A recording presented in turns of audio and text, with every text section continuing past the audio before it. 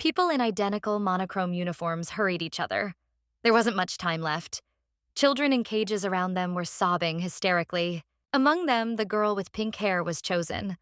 Her hands were cuffed. The light barely reached the corner where she sat with her knees bent. The man in uniform roughly pulled her out of the cage by the collar of her coat. He instructed her to stop crying and be more obedient. Otherwise, the unpleasant outcome was obvious. To make it more convincing, he reminded the children what happened last time to a girl who tried to escape but was caught. Although the heroine did not have a clear enough idea about it, it seemed to her that she had already ended up in hell. The voice was making a dramatic speech. It asked if they remembered the villain who had made absolutely everyone tremble with fear 7 years ago, emphasizing the tragic end of his fate. Then, after a pause, the voice theatrically rose, feeding the excitement of the auction participants. The next item is the daughter of the Duke of Hungary himself. If anyone here has any outstanding debts to the Duke, this is a great opportunity that may never come again. Her father, the Duke of Hungary, had power in the Goethe Empire. 7 years ago, due to some events, the Duke's family fell into decline. The Duchess died in prison, and the Duke followed her. The rest of the family scattered in different directions. As soon as she was born, she was given to the Duke's subordinate, Count Salmond, to be raised. At first, everything was moderately good. The Count paid her enough attention. But as soon as news of her father's death reached him, everything changed. The child of noble birth was subjected to bullying and forced to perform the functions of hired servants. Unable to bear it, she ran away, but was caught and beaten unconscious. When she came to, she realized that she was in the custody of slave traders. This was her way to this auction. From all sides, different rates rained down. Higher and higher. 50,000, 65,000, then 100. The girl stood clutching the hem of her dress, her head filled with thoughts about how she had had enough of this life. Suddenly, someone put 1 million, then another 4 on top. In total, 5 million for a 7-year-old child. It was a young man in a hooded cloak. Half of his face was covered by a mask. He sat disinterestedly, his head propped up in his hand. No one bid higher, considering him not particularly sane. The winner of the auction was chosen. He asked the girl's name, but she had no name, then carefully removed her handcuffs. There were bruises on her arms from the heavy shackles. She was told not to move so as not to hurt herself. Then, a blue power began to shine around her wrists. There were 3 conditions. Cahilb Simond will take care of Hungary's 4th child, for which the county will receive support from the Duke. He will name the child with all his love and make sure the Duke's daughter is safe until he sees her. Shouts and blows were heard behind the door. He threw off his cloak, revealing a skillfully tailored uniform. The young man says that it was on these 3 demands that the agreement with the Count was concluded 7 years ago, but now it is dissolved. The man in uniform promises to investigate and bring to justice all those who forced the Duke's daughter to be here, at an auction organized by slave traders. Behind the door stood 2 rows of bloody knights. He, walking forward between them, ordered the place to be destroyed and all remains to be burned. In the middle of the road, he turned around, waiting for her to follow him. After a little hesitation, the heroine nevertheless steps forward. 7 years ago, the heroine was reborn as a nameless child from a novel she wrote in her past life. She was taken from hell itself and became the daughter of a duke, a man considered the highest evil in the empire. The man in uniform turned out to be the Duke of Hungary himself. He delivered the girl to her technical home, that is, to the duchy. She was also given several rules, including being polite and behaving ethically in her father's presence, as he hates annoying people. Although the heroine was to turn 7 this year, she looked much smaller and thinner than her peers. The Duke ordered the servants to wash, dress, and feed the girl, so that she would soon get better. The Duke himself goes to the capital for a short time. He needs to clean up the mess made there while he was dead. He expresses his hopes that his daughter will be better off when he returns. When the door slammed behind the Duke, the heroine could breathe a sigh of relief. She was terribly nervous. This world universe of the novel she wrote when she was in school. In her past life, after receiving an education, she immediately got a job in a small company, and it seemed to her that she was the concentration of everything unpleasant that a person can experience while working in an office. All she got was helplessness, depression, and self-hatred. She eventually quit her job at the company, but then died of hypothermia. She drank after being rejected several times at an interview and fell asleep outside in the freezing cold. Had developed a subconscious sense of danger when surrounded by a large crowd of people. This dates back to the time when the servants at the Count's estate treated the girl terribly. They could beat her, kick her, or yell at her as much as they wanted. Finding a girl behind a column, covering her ears, trying to be as inconspicuous as possible, they behaved softly and carefully.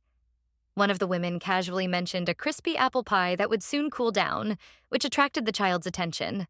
Also, about sweet peach tartlet with whipped cream and honey syrup, about butter chicken and roast turkey. And for dessert, there will be chocolate chip cookies and lemon macaroons. She had to cover her mouth with her hands to keep from making a sound, because it certainly made an impression on the child. Unlike the servants at the Count's estate, this woman hovered over her like an angel, saying that this house was hers, and they were her servants, and if she didn't like them, she could order them to disappear from her sight. She gently asked if her lady could come out of her hiding place behind the pillar if that wasn't the case. The girl carefully crawled out, trying to explain that it wasn't that she didn't like them. The servants blossomed before their eyes at these words. One of them invited her to go and eat delicious food right now. Looking at the hand extended to her, the heroine involuntarily remembered the behavior of the other servants with her. She made a remark to herself how awful she smelled. In response, the woman sat down and touched her arm, trying to make her feel more comfortable. She smiled and replied that it was not surprising, because the lady was outside. So her suggestion was to just go to the bathroom first. The bathroom was luxurious, warm, and spacious. There was a chandelier with a generous scattering of crystals on the ceiling, candles burning around it, and the sun poured through a huge stained glass window that covered the entire wall. The girl thought that everyone in this estate was quite kind, unlike the inhabitants of the dark estate of the Count. But they all exaggerated a little, especially when she wanted to do something on her own, like take a bath. The servants who entered were surprised that the heroine had cleaned the bathroom to such an extent that the room was shining. Then they saw the scars on her shoulders. They were randomly superimposed on each other, forming a pattern of peculiar crosses. They shouted over each other. One said that if the lady didn't like the things, they could of course bring others. Another suggested moving to another room for convenience, and another noted that first the hair needed to be dried. Before this, the heroine's hair was scattered in disarray over her shoulders.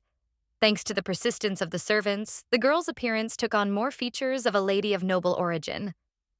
Her hair was neatly combed and secured with bows, which offered a choice of several different colors and a couple of types of brooches. Once they were done with the outfit, the heroine was seated at a table overflowing with treats. Several desserts, a chocolate cake, and a row of colorful macarons. The girl happily ate with both cheeks, which pleased the servants. Despite the fact that taking on the work and taking care of her needs was literally their duty, she could not help but thank them. Going to bed at night, she thought about whether it was all a dream or not. After all this made her happy. Will she be able to live like this in the future? The only thing she is sure of is that if this is all a dream, then she does not want to wake up. In the morning, a maid named Faina came in. To the indignation of the other employees, she wanted to give the lady a tour of the estate. The girls, with great disappointment, tried to insist on the injustice since they also went to accompany the lady, but received the answer that in case of dissatisfaction, they should get a promotion. Everything was decorated with gold. The third floor, the dining room, when they went out the door, there was a garden with marble columns and lilacs. It bloomed regardless of the season thanks to magic. In the distance, a shining building could be seen. It was a glass greenhouse. Inside, everything was decorated with glass and precious stones. Then they entered the exhibition hall. There, in addition to other examples of art, hung a portrait of the Duke's family with 3 sons. The heroine remembered that she also had a family in the real world, but instead of love, she received cruelty and insults from them. Faina noticed the saddened look of the girl.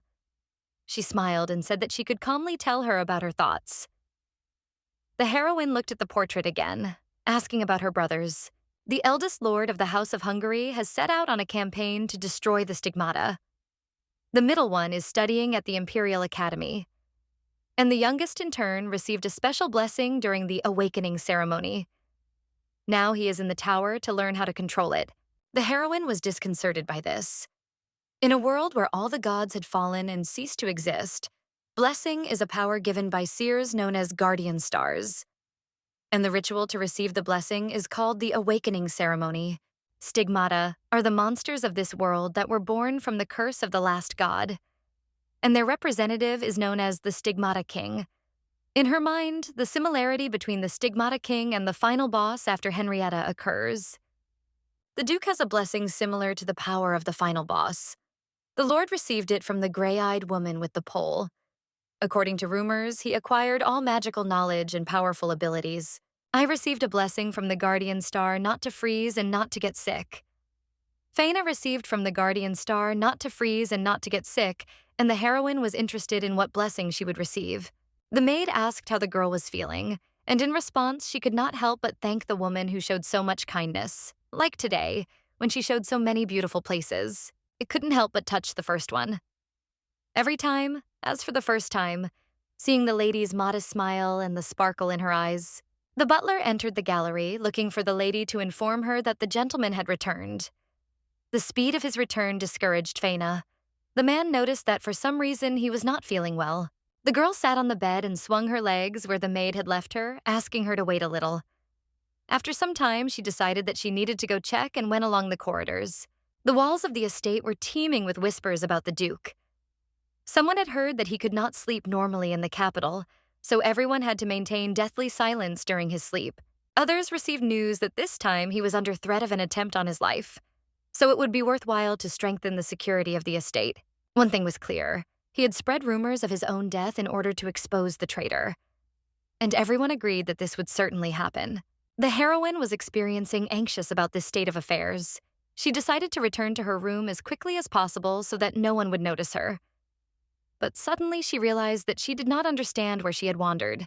Wandering through unfamiliar corridors, she came across doors behind which some kind of laboratory was located. In the dim light, multicolored liquids bubbled in colas.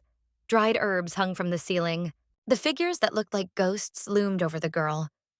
There were no legs under the hems of their clothes. They monotonously said that the lady should not walk here, which frightened her even more than the huge sealed spider on the shelf. She ran into the distance without looking in the direction, screaming loudly and with a look of primordial horror on her face.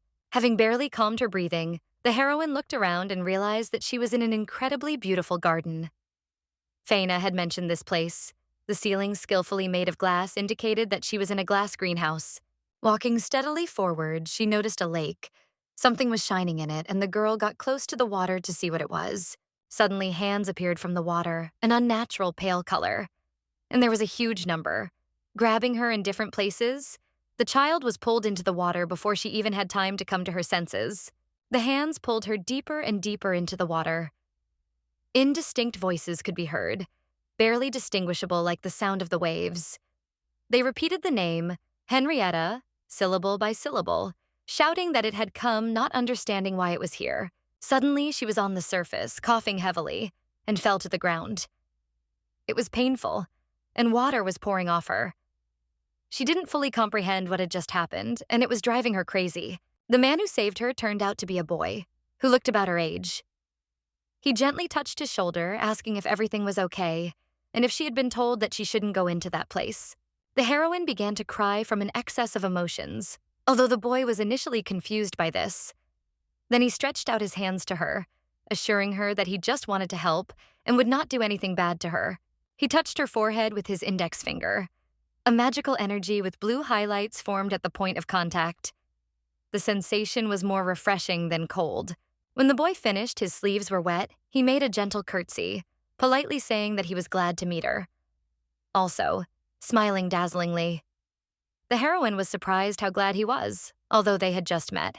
He introduced himself as a guest of this estate and, without further objection, led her by the hand, agreeing to show the way to the heroine who had gotten lost.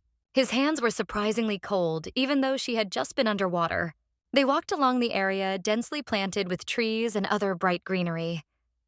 He asked how old she was, and hearing the number 7, he realized that she was the Duke's daughter whom he was looking for. This did not inspire confidence in the heroine because the Duke had been released from prison 2 years ago and had only now found her, who had been experiencing cruelty and torment all this time. When she raised her head when the boy said they had arrived, the room resembled the style of other rooms in the estate. The same walls richly decorated with gold elements, a complex composition of patterns and a lot of lighting. She turned her head, not understanding how this could have happened. They had just been in the greenhouse, and now they suddenly found themselves in this room. Even more unexpected was the complete dryness of her clothes and especially her hair, as if she had not fallen into the lake. The boy pointed to a door ahead. Opening it, she entered a dimly lit room. Someone's office, as indicated by the peculiar desk, pen, books, and other personal items. But it was definitely not her room. A tired voice was heard from behind.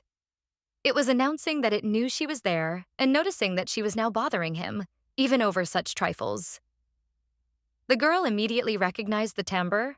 Obviously, she had ended up in the Duke's room. And in realizing this, a new wave of horror washed over her. She realized that she couldn't move. Her body was frozen in one position. Her pupils were wildly dilated and her lungs refused to work. The Duke approached slowly, blade at the ready. The girl, in tears, realized her mistake. The Duke was a villain who had no pity for himself or others, and she should have been more careful. Trying hard to speak clearly, she fell to her knees, asking or rather begging for forgiveness. Seeing her face, the Duke put down the blade, calling her a little mouse, but he thought that a murderer had sneaked in and he was already about to cut off all the limbs of the uninvited guest. He added, "By the way, was it Count Siemund who taught her to ask for forgiveness like that when she had done something wrong?" Obviously looking not particularly pleased with such behavior. The Duke sat her down on a chair and asked her what she had learned during her stay in the county of Semond. If you remember, the inhabitants of the county of Vengre are usually very capable, but his daughter's skills were rather primitive. She could read, write, and keep simple accounts. The Duke's mood was getting worse. If you think about it, she was his own daughter. Maybe that's why he cared. In a desperate attempt to prove her usefulness, because she wanted to stay in this estate, the girl noticed her other subtle skills. A good memory. She remembers almost everyone who has been to the county of Semond. A willingness to carry out various assignments, routine things, and mentally added that, in addition, both in her past life and in this one, she lived desperately. The Duke asked her if she had read Aulante. Her face flushed and she replied that she had not, but that she had heard of it. He put the book back and then mentioned the harpsichord, a musical instrument similar to the piano. The girl answered cautiously that she was not familiar with it, but if there was a book she could read it. The Duke crossed his arms and looked at her for a few moments.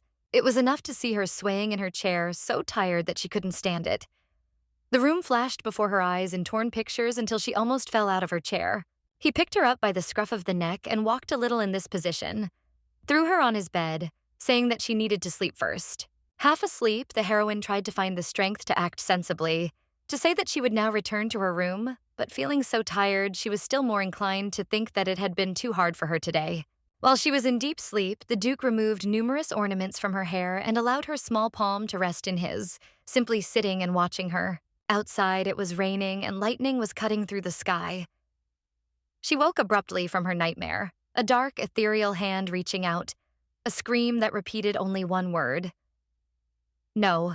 The hands held the sword downwards, swinging to deliver a crushing blow. A drop of blood fell into a whole red lake. There was a lot of noise around, as if she was in a closed, cramped room. The girl opened her eyes and saw an unfamiliar ceiling, which made her quickly jump up and sit on the bed trying to figure out where she was. The Duke, who at that moment appeared in front of the bed, frightened her.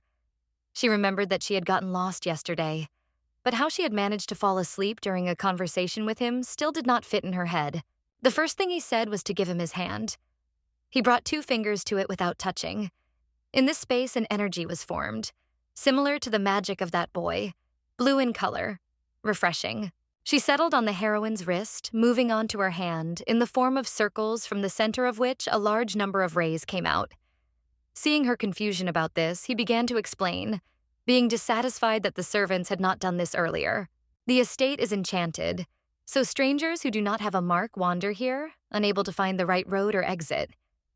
The girl understood why, wherever she went, she always ended up in strange places, and eventually in the Duke's room. Her room is on the opposite side, 3rd floor, on the right side of the corridor. He called the servants to show the heroine out and asked her to come to him after dinner, as he still had questions for her. She carefully walked out the door, still not having recovered from the feeling of yesterday's disorientation. Faina, Miley, and Celia were waiting for her there, and they immediately ran up. Faina apologized because she should have warned the lady about this, but in reality, she thought that she would always be by her side. The heroine believed that there was some guilt in this because she should not have left like that without telling anyone. When the maids found out that she had received the mark, it caused a stir. The young masters received it only when they were 10 years old. Apparently, the master takes great care of the young lady. Hearing that the lady had to meet her father after dinner, they immediately took her to the bath, talking excitedly. Would she like to use the same bath products as last time? And the new dress they ordered had also arrived. Duke Vengray sat at the table in his office, dressed in a uniform with brooches of honor. Yesterday, the heroine told him that she remembered everyone who visited Count Semond. Now he asked her to tell him in more detail. Then she sat in a boardroom among strangers, most likely of high rank. It seemed to her that these people could make holes in her skull with their looks. The Duke, with one word, reduced all the talk and misunderstanding about the heroine's presence here to silence.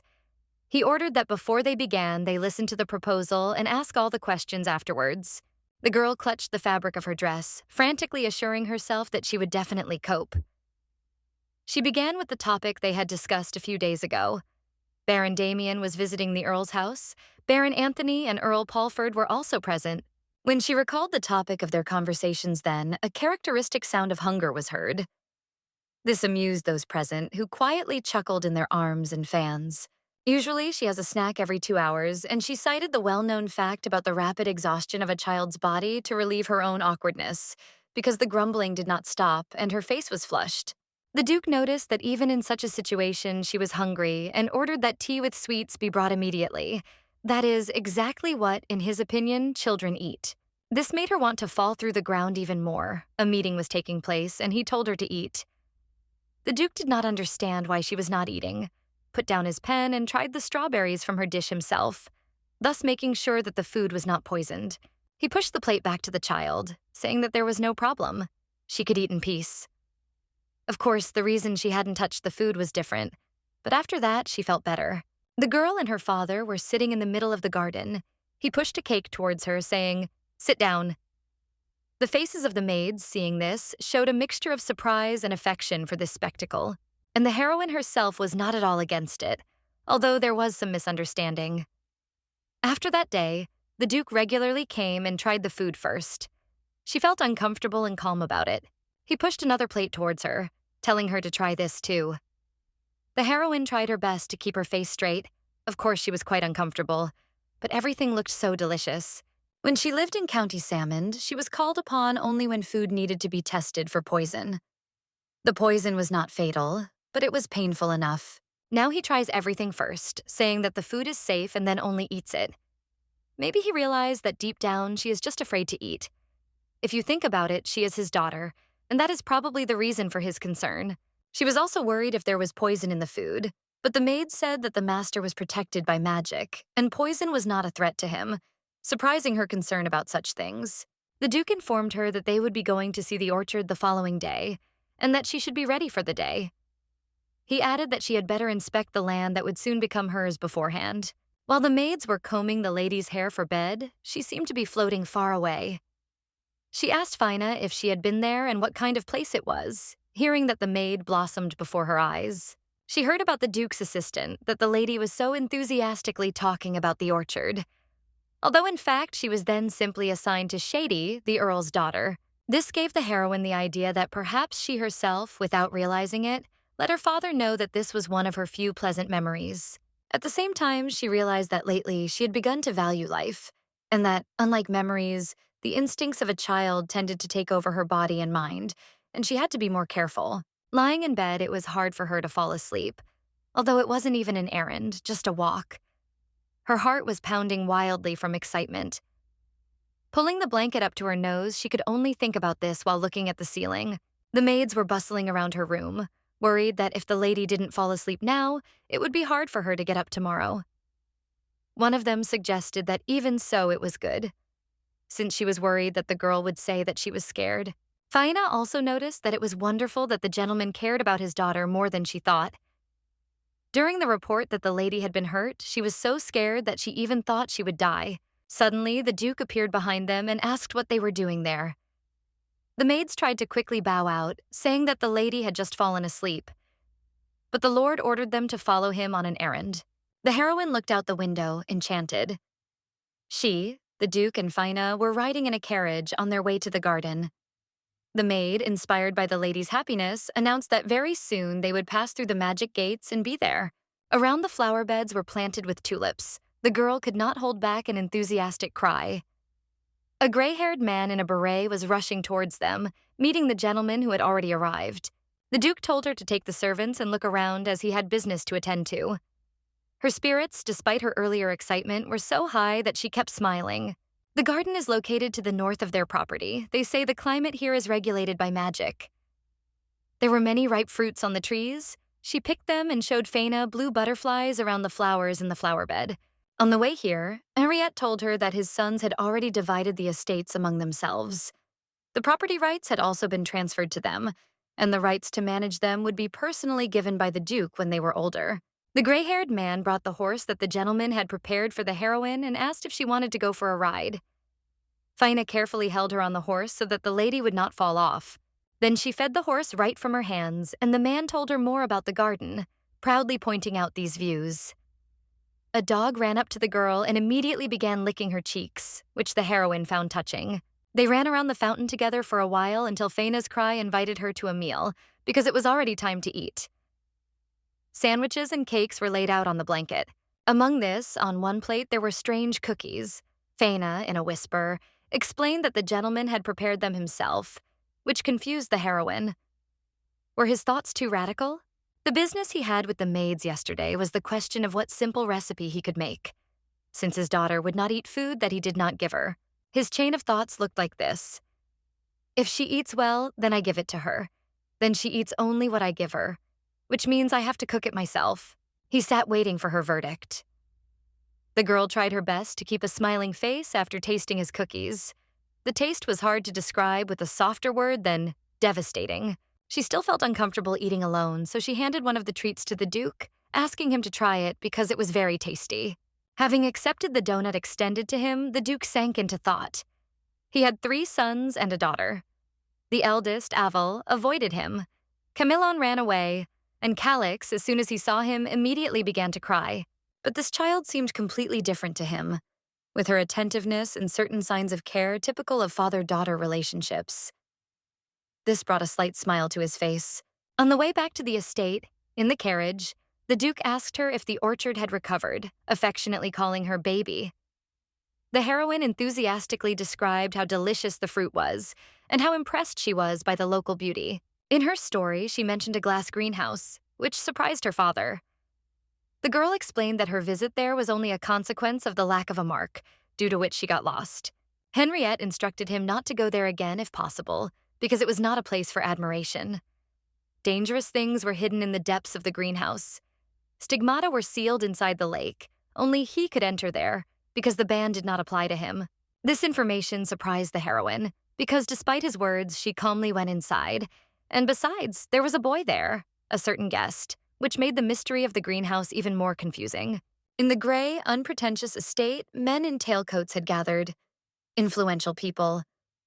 One of them, not holding back his anger, was smashing the table with his fist, shouting at the others. He felt as if he was shouting into the void, because no one seemed to appreciate the danger of the situation. It was Count Evelyn. He was asked to calm down, but he kept trying to somehow hammer it into their heads. How can he be calm? In just a few days, half of the faction was attacked. The most significant places were attacked. The next line was addressed to Count Simon, since only those connected to him were attacked. This looks very suspicious, since nothing happened to him. Perhaps he conspired and is passing on information about them. One of those present tried to cut them off. They were not there to argue, but the others did not agree on whether to adopt a neutral position regarding the situation. Even so, they have heard the Baron's opinion, so they must pay more attention to his words and find out everything properly. And Count Seaman must prove his innocence. The Count's hand involuntarily clenched. He mentally cursed Henrietta Hungary. Upon hearing of the Duke's death, he immediately changed sides, but the truth reached him too late. Amid all this, it was hard not to wonder if he had suspected the Count from the start. After all, he had entrusted him with his daughter. Seaman had intended to get rid of the girl by faking a kidnapping, but the auction had failed that same day. And that couldn't be a coincidence. The Duke's estate, in contrast to the past, was rich in architectural solutions that made the composition of the building dynamic and voluminous. Light stone, golden window frames, a huge number of details, from the fine carving of stone slabs to the variety of figures at the junction of the walls and roof. The heroine sat in a room with life-size windows and drew. She looked at her drawing with skepticism, noticing minor inaccuracies. The estate had strict restrictions on the games a lady could play alone. That's why she had recently taken up drawing. After racking her brains over her work for a while, she got the idea to go to the exhibition hall, where there are a bunch of paintings, based on which it would be easier to analyze her mistakes. And she has had a mark for a long time, so she can move around freely. First of all, she paid attention to the portrait of her parents and 3 brothers, taking this as a model of how to draw. She looked at the faces of the still small boys on the canvas. The servants said that they would soon return to the estate. In the novel she had written, all 3 had a terrible character and a villainous aura. But living with the Duke, she realized that he was not as scary as he seemed on the surface, so she hoped that it would be the same with her sons. She left the hall, walking along the corridor, lost in her thoughts about how she should write all this down so she wouldn't forget. Suddenly, an otherworldly voice, and not just one, sent shivers down her spine. Around her, legless servants hovered, their hems of their clothes translucent. She rushed forward at a run, with her eyes closed. Although she knew that it was just the ghost of the soot who signed the contract with the Duke's family, but a ghost is a ghost. It scared the child anyway. The ghostly servants tried to help the lady, constantly apologizing for the suddenness of their conversations, asking her not to run so fast in the softest possible tone. But she rushed into the distance. She ran under the barely audible snatches of words from the servants. It was dangerous. There was a cliff. Something else. She didn't pay much attention to their warnings, just trying to avoid any contact with them. Raising her head, she found herself on a bridge in the middle of a garden. The heroine stopped only when she realized that it had become very quiet. She moved deeper into the greenery, trying to decipher their warnings as if they were hieroglyphs. All that was visible around was only a harmless garden. The intuitively chosen direction led her to an apple tree, with incredible apples that seemed to glow among the leaves. The boy's voice rang out. He asked if she was lost again, and then he appeared among them, sitting on a branch. She recognized him immediately, by his red eyes, by the calm expression on his face. It was he who pulled her out of the lake full of strange hands that pulled her into the depths. His pose was completely relaxed and carefree as he looked down at her. The servant in purple, head bowed, brought the Duke the results of the investigation he had asked for. He handed Henrietta a rather large folder with a bunch of written sheets. He reported that there had recently been a meeting at Baron Alfer's estate where Count Salmond had also been present, which had been verified personally. The Duke's mind recalled a recent conversation between him and the heroine about how the Count had never given her a name, since this could not be treated irresponsibly. Henry, after a moment of thought, put the reports on the table and asked where the little one was now, as he had developed the habit of calling her. At this time in the garden, the heroine answered the boy that she was not lost at all. He answered carelessly and took a bite of that incredible-looking apple. The girl, watching this, realized that she was very hungry and hoped that he did not understand the same. She politely asked him for 1 apple, but in response she heard that it was his. Then the heroine decided to appeal to the fact that the apple tree, after all, belonged to the Duke. That is, on this basis, she, as his daughter, could give her words more influence. The boy's next words were even more disconcerting. He said, "It might as well be his, since he was the Duke's confidant." She froze, processing this information, but he quietly laughed into his palm, which gave away his deception. He asked her to open the hem of her dress wider and come a few steps closer, still sharing the apples with her. The fruits fell right into the fabric of the dress, remaining whole and unharmed. Up close, they looked no worse than in the rays of the sun. The boy jumped down from the tree and handed her the apple that he thought was the tastiest and ripest, with a smile on his face. The children ate these apples together, hiding in the cool shade of the tree. He remembered that he had forgotten to ask her name last time, but she didn't have one yet. And according to him, the boy's name was too long and difficult to pronounce. With a deft movement, the apple described a turn in the air and was back in his hand. For these reasons, he asked to be called simply Kian. This puzzled the girl in the novel written by her. She did not remember a character with such a name. Perhaps it was a secondary person who did not particularly matter. But the incident on the lake contradicted this theory. She tried to approach him carefully, starting with the phrase that the name was obviously not Imperial, and continuing, asking a question as if by the way, about their meeting on the lake. But when the heroine looked in the place where he stood leaning against the tree, there was emptiness. Instead, the familiar nickname Baby came out. The Duke approached from behind, not having any clear answers to any of his questions. He reproached her without malice that it was almost lunchtime, and she was ruining her appetite with apples. Then the heroine made a familiar gesture, offering him to try it, because it was delicious. A servant rushed towards them with all his might and announced that Count Salmond had come to visit. The realization of this knocked the apple out of the girl's hands.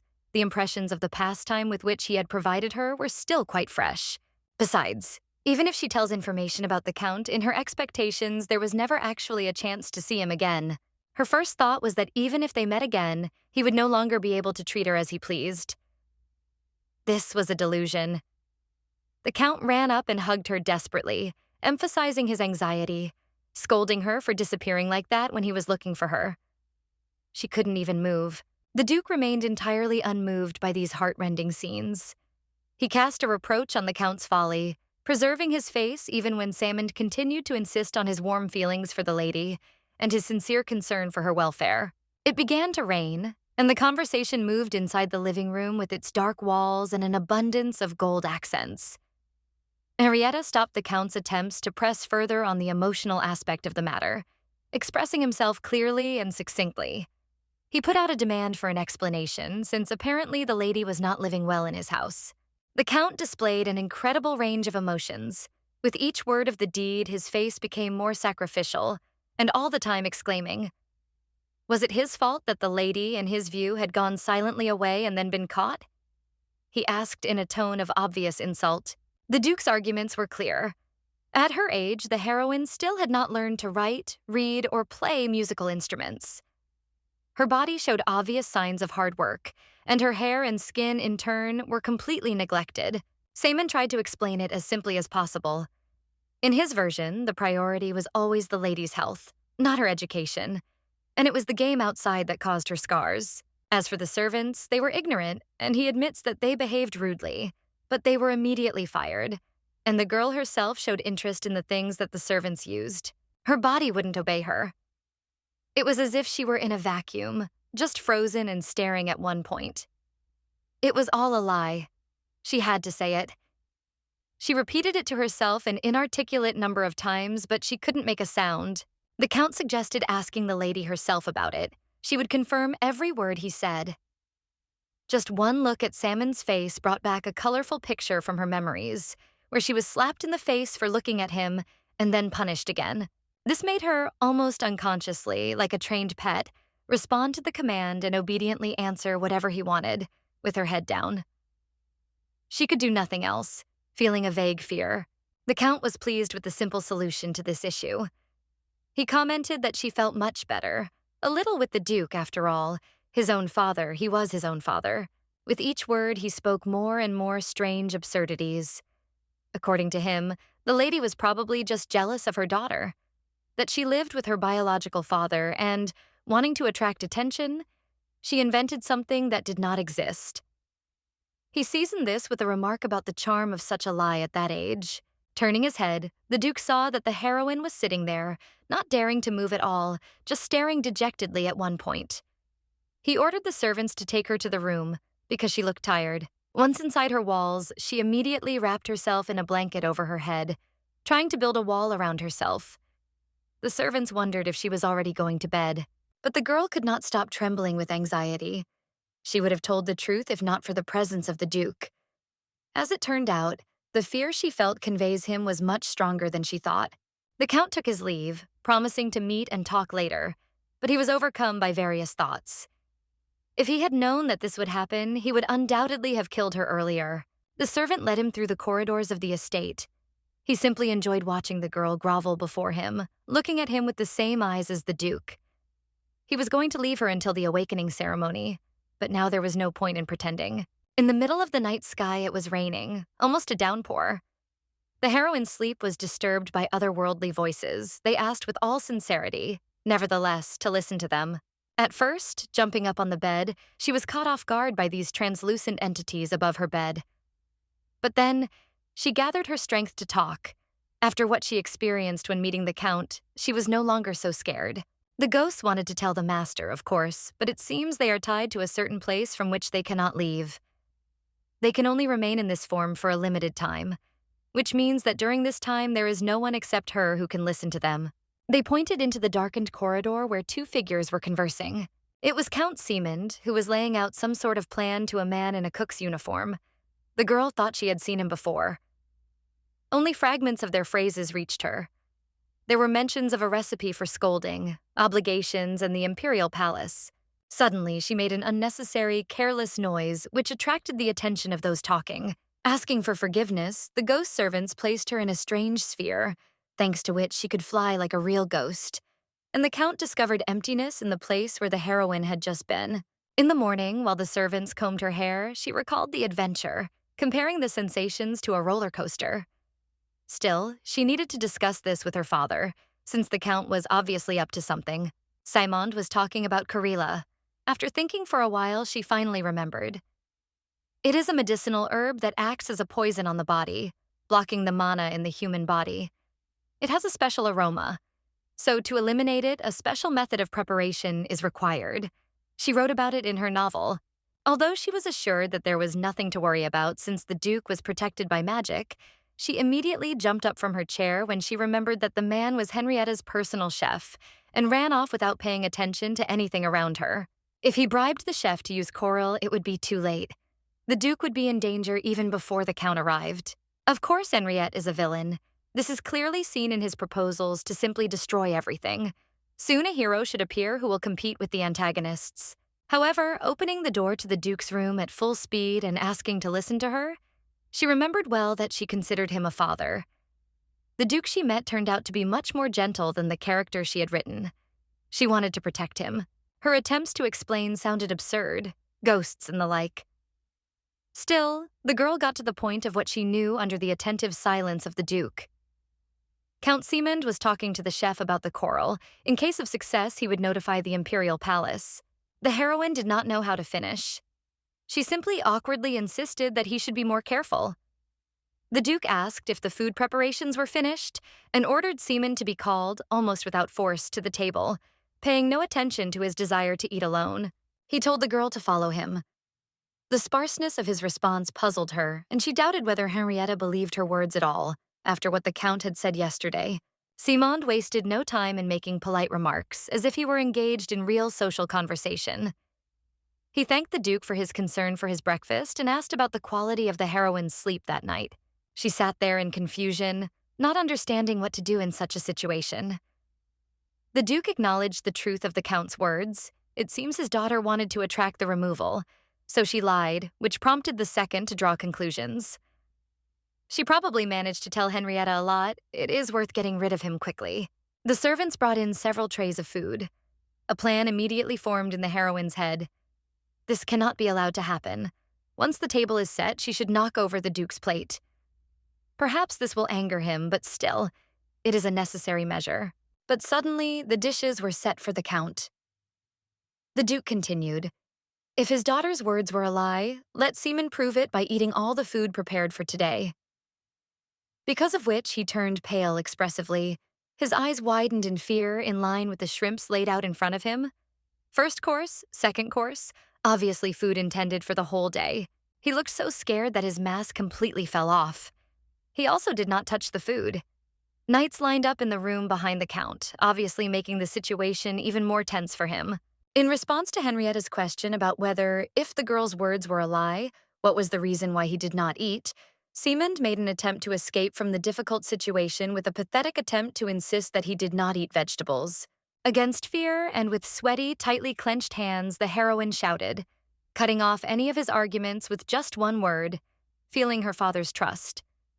She directly accused the Count of the order he had squeezed out to mix the coral into the food, and refuted any accusations of her lying. This angered Siemund, but the Duke immediately gave orders to seize the idiot who couldn't even teach his daughter etiquette. He would personally lead the interrogation, and in the meantime, the Count would be locked in the dungeon, and everyone connected to Seaman's family, including the cook, would be taken into custody. Shouting and leaning, he was nevertheless led out by the efforts of several knights. The Count was seized on suspicion of killing Henrietta, of course. In the end, he would be punished for treason. The Duke asked the heroine about what punishment she wanted to endure. This puzzled her, so he explained that he was willing to listen to suggestions if there were any, since she was fully within her rights to impose the punishment she considered best. But her response was to ask that he be judged according to the law. The Duke accepted this calmly, promising to do as she wished. He still needed to know more about what was happening in the county so she could go free, but they would talk later.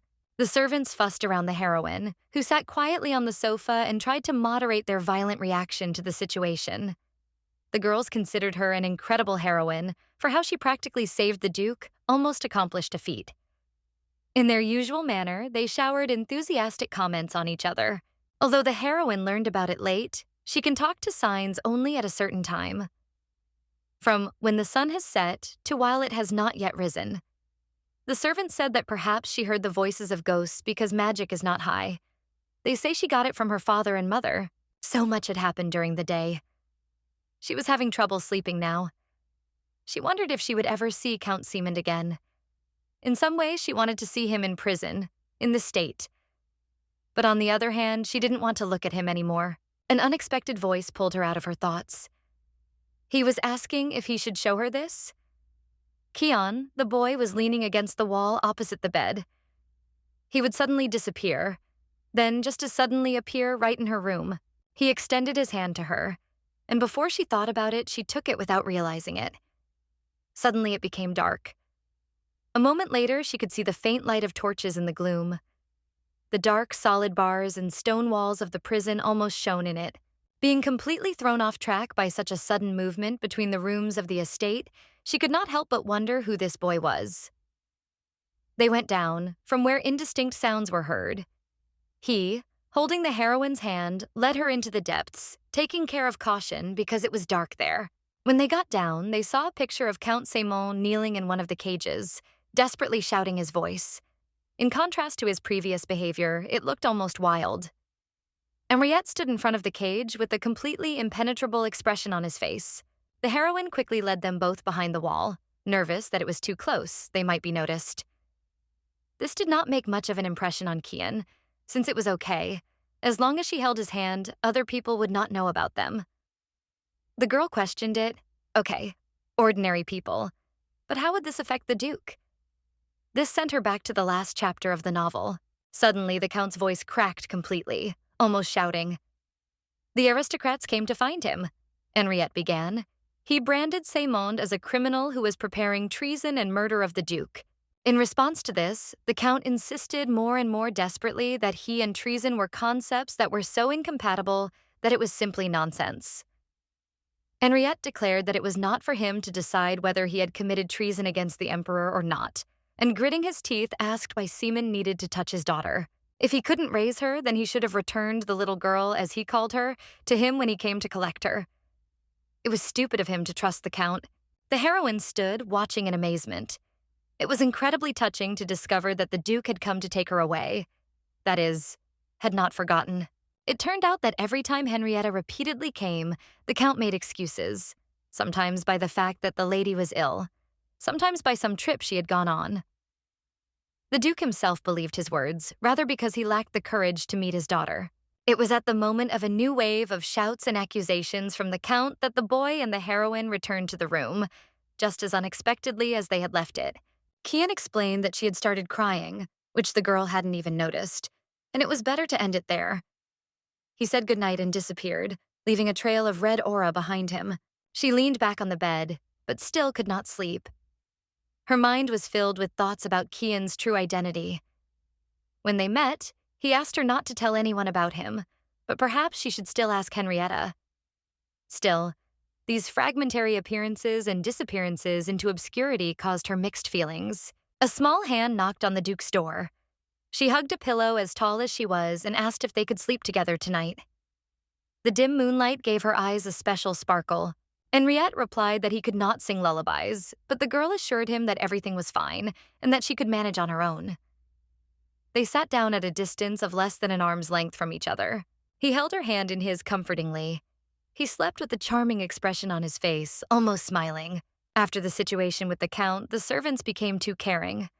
All they heard around was, "Lady, is the lady okay?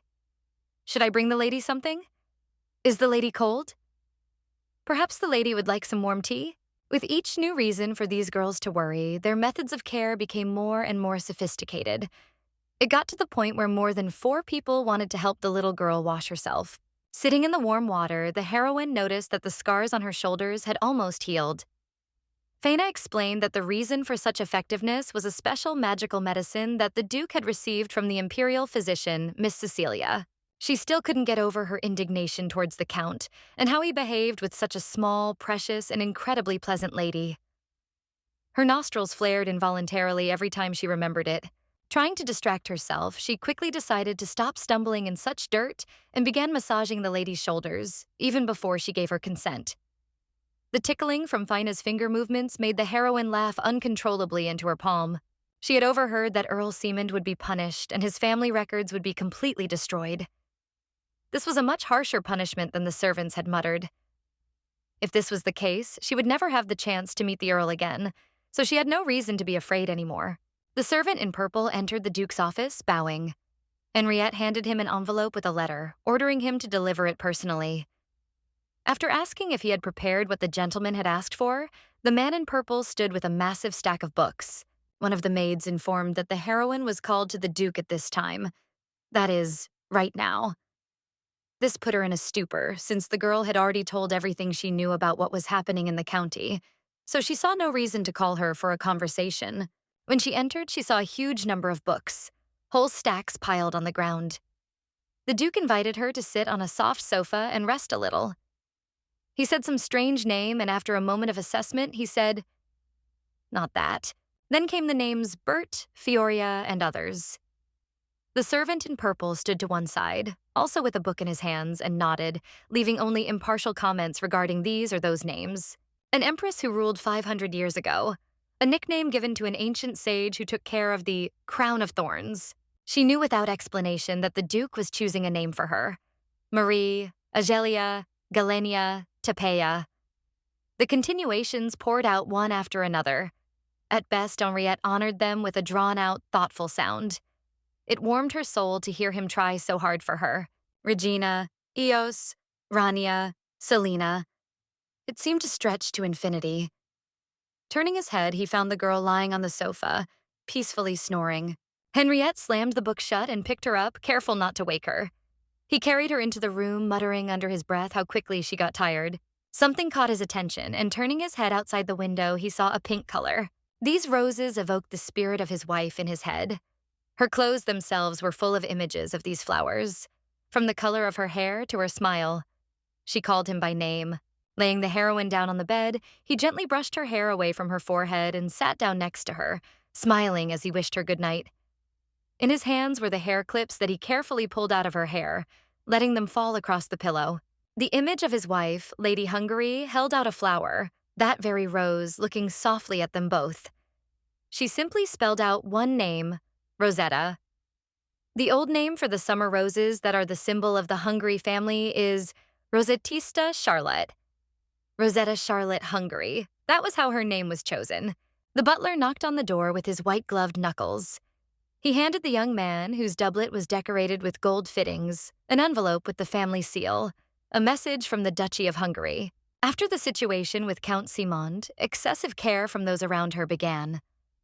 An elderly lady in an impressive robe instructed that the girl had suffered many hardships at an early age, and now they, her servants, should surround her with even greater love, to make her live happily and not regret anything. Although she believed that she had become more resilient after the prescribed treatment from the Imperial physician who came a few days ago, the servants were tireless in offering their help or assistance in all sorts of things. Even when Rosetta insisted that she would let them know if she needed anything, they still could not stop endlessly trying to help and intervene in seemingly offensive things. Still, the girl asked them for something: to play hide-and-seek together in the garden. The maids immediately agreed in unison, looking so excited, as if they were just waiting for the opportunity to please the lady. The girl stood with her back to them and concentrated on counting. She could already count to 20 or 30 without any problems, which clearly showed the positive influence of life in her native estate on her education. The girls in aprons, smiling from ear to ear, tried to run away thoughtlessly, holding their hems. Only, right after 26, the count jumped to 100 under the disapproving cries of the maids. Although they did not reproach her at all, trying to quickly choose a good place and all the time teasing the girl, calling her to them. The Duke stood with his back straight as a string and looked menacingly at the estate workers. He asked Rosetta again if she was saying that no one knew she had a fever. The heroine lowered her head, avoiding any contact. It seemed as if a storm cloud, full of darkness and danger, was flying around Henrietta's head. The maids listened guiltily to his scolding when he questioned them about their irresponsibility. How could they not notice the girl's condition? She kept tugging at the edge of his cloak, apologizing herself, and trying to ease the pressure on her maids. He took note of her words and came to his own conclusion. His thought was that the temperature in the duchy was a bit low for children. As soon as the heroine was overcome with relief, streams of energy formed around her from the fact that the Duke had decided to forget about this situation, which twisted into a disc opposite his hand. Henriette, with a completely serious expression, said that the best solution would be to regulate the temperature throughout the duchy, which made the servant in purple almost tear his hair out. He tried to convince the Duke with a dumbfounded face that it was too much trouble to suddenly change the climate of the entire territory with magic. But Henriette did not pay any attention to this, agreeing with the troublesomeness situations. He decided send official letters to each district as a solution. Desperate arguments poured out one after another. Problems with the work process, the training of the workforce, which the Duke wanted to optimize simply by allocating the appropriate budget, and the inevitable problems with the ecosystem. Despite Rosetta's attempts to reassure her father that she was perfectly fine, he was still of the opinion that the duchy should be a place she could walk in peace, and he planned to do it anyway, no matter if they started early. The master's impassivity was driving the servant in purple crazy. His face became more and more desperate with every word, and his gestures became more and more intense. Faina whispered to the heroine that she should try what they had talked about earlier. She stuttered, out of unfamiliarity, calling Henrietta Dad, trying to get his attention amidst the arguments and intense flow of magic. She grabbed him by the hem of his cloak and suggested that they mark the temperature only in the manor, since she only plays in the garden. This, however, calmed the Duke, as evidenced by the dispersal of magic. He agreed to do so, but if she wanted to go beyond the limits, let her inform him in advance. There was a pause between them, which Rosetta broke by calling him Papa again. This brought a smile to Henrietta's face, which excited the servants, and he addressed her as his daughter in plain text. She laughed, a childish, happy laugh. She only had a slight fever, which, moreover, went away in the morning. This, however, worried the maids, so she stayed to play inside the estate that day. Despite the fact that she was brought huge sets of sewing supplies, books, drawing pads, and in general the entire volume of things that might interest a lady, constant stay within these walls quickly becomes boring. Rosetta decided to bring some books from the study. Walking along the corridor, she noticed something below. She had never seen flowers here before. Perhaps it was due to the snow, because it had melted now. Her gaze suddenly darted to the crimson butterfly that was parading right next to her face. The railing was almost as tall as she was, so when the butterfly flew away, the heroine had to climb over it, and as a result, she lost her balance. As she fell, a spirit caught her backside, with long black hair that fluttered around them like a curtain. She closed her gold and folded her hands in a gesture similar to prayer. Around her, either petals or some kind of magic particles of a deep red color were flying, Kian holding her shoulders in a calming gesture. The heroine tried to compare the thoughts in her head about this boy. Just now, he was bigger. And then, although it was nonsense, she asked Keanu if he was the crimson butterfly. Rosetta remembered her conversation with the Duke about him. Henriette was adamant that he did not know of a boy who fit that description and lived in the estate. He even came up seriously asking where she met him and what he did to her. From the fact that Henriette knows nothing about Kian and the boy even uses abilities that allow him to hide from the Duke, the conclusion follows. He is not a man. She voiced her suspicions to the boy, to which he responded nonchalantly and admitted that he was a fairy. He asked if the heroine had heard stories about fairies living in the Albandel forest in the Duchy of Vangre. Only the fairies that the heroine knew didn't look like that. The explanation for this was simple. There are a huge number of different types of fairies. For example, the headless knight, the shoemaker, the cat walking on two legs. He was one of those types of fairies, assuring her that he was not her enemy and did not pose a danger. These words sounded especially convincing. Besides, he had helped the girl more than once. Based on this, she decided that this could be trusted. He explained his appearance as a butterfly by saying that he thought Rosetta was bored. Kian extended his hand to her, inviting her to play with him. She accepted his hand only on the condition that they play inside. The crew moved along the road to the Duke's estate.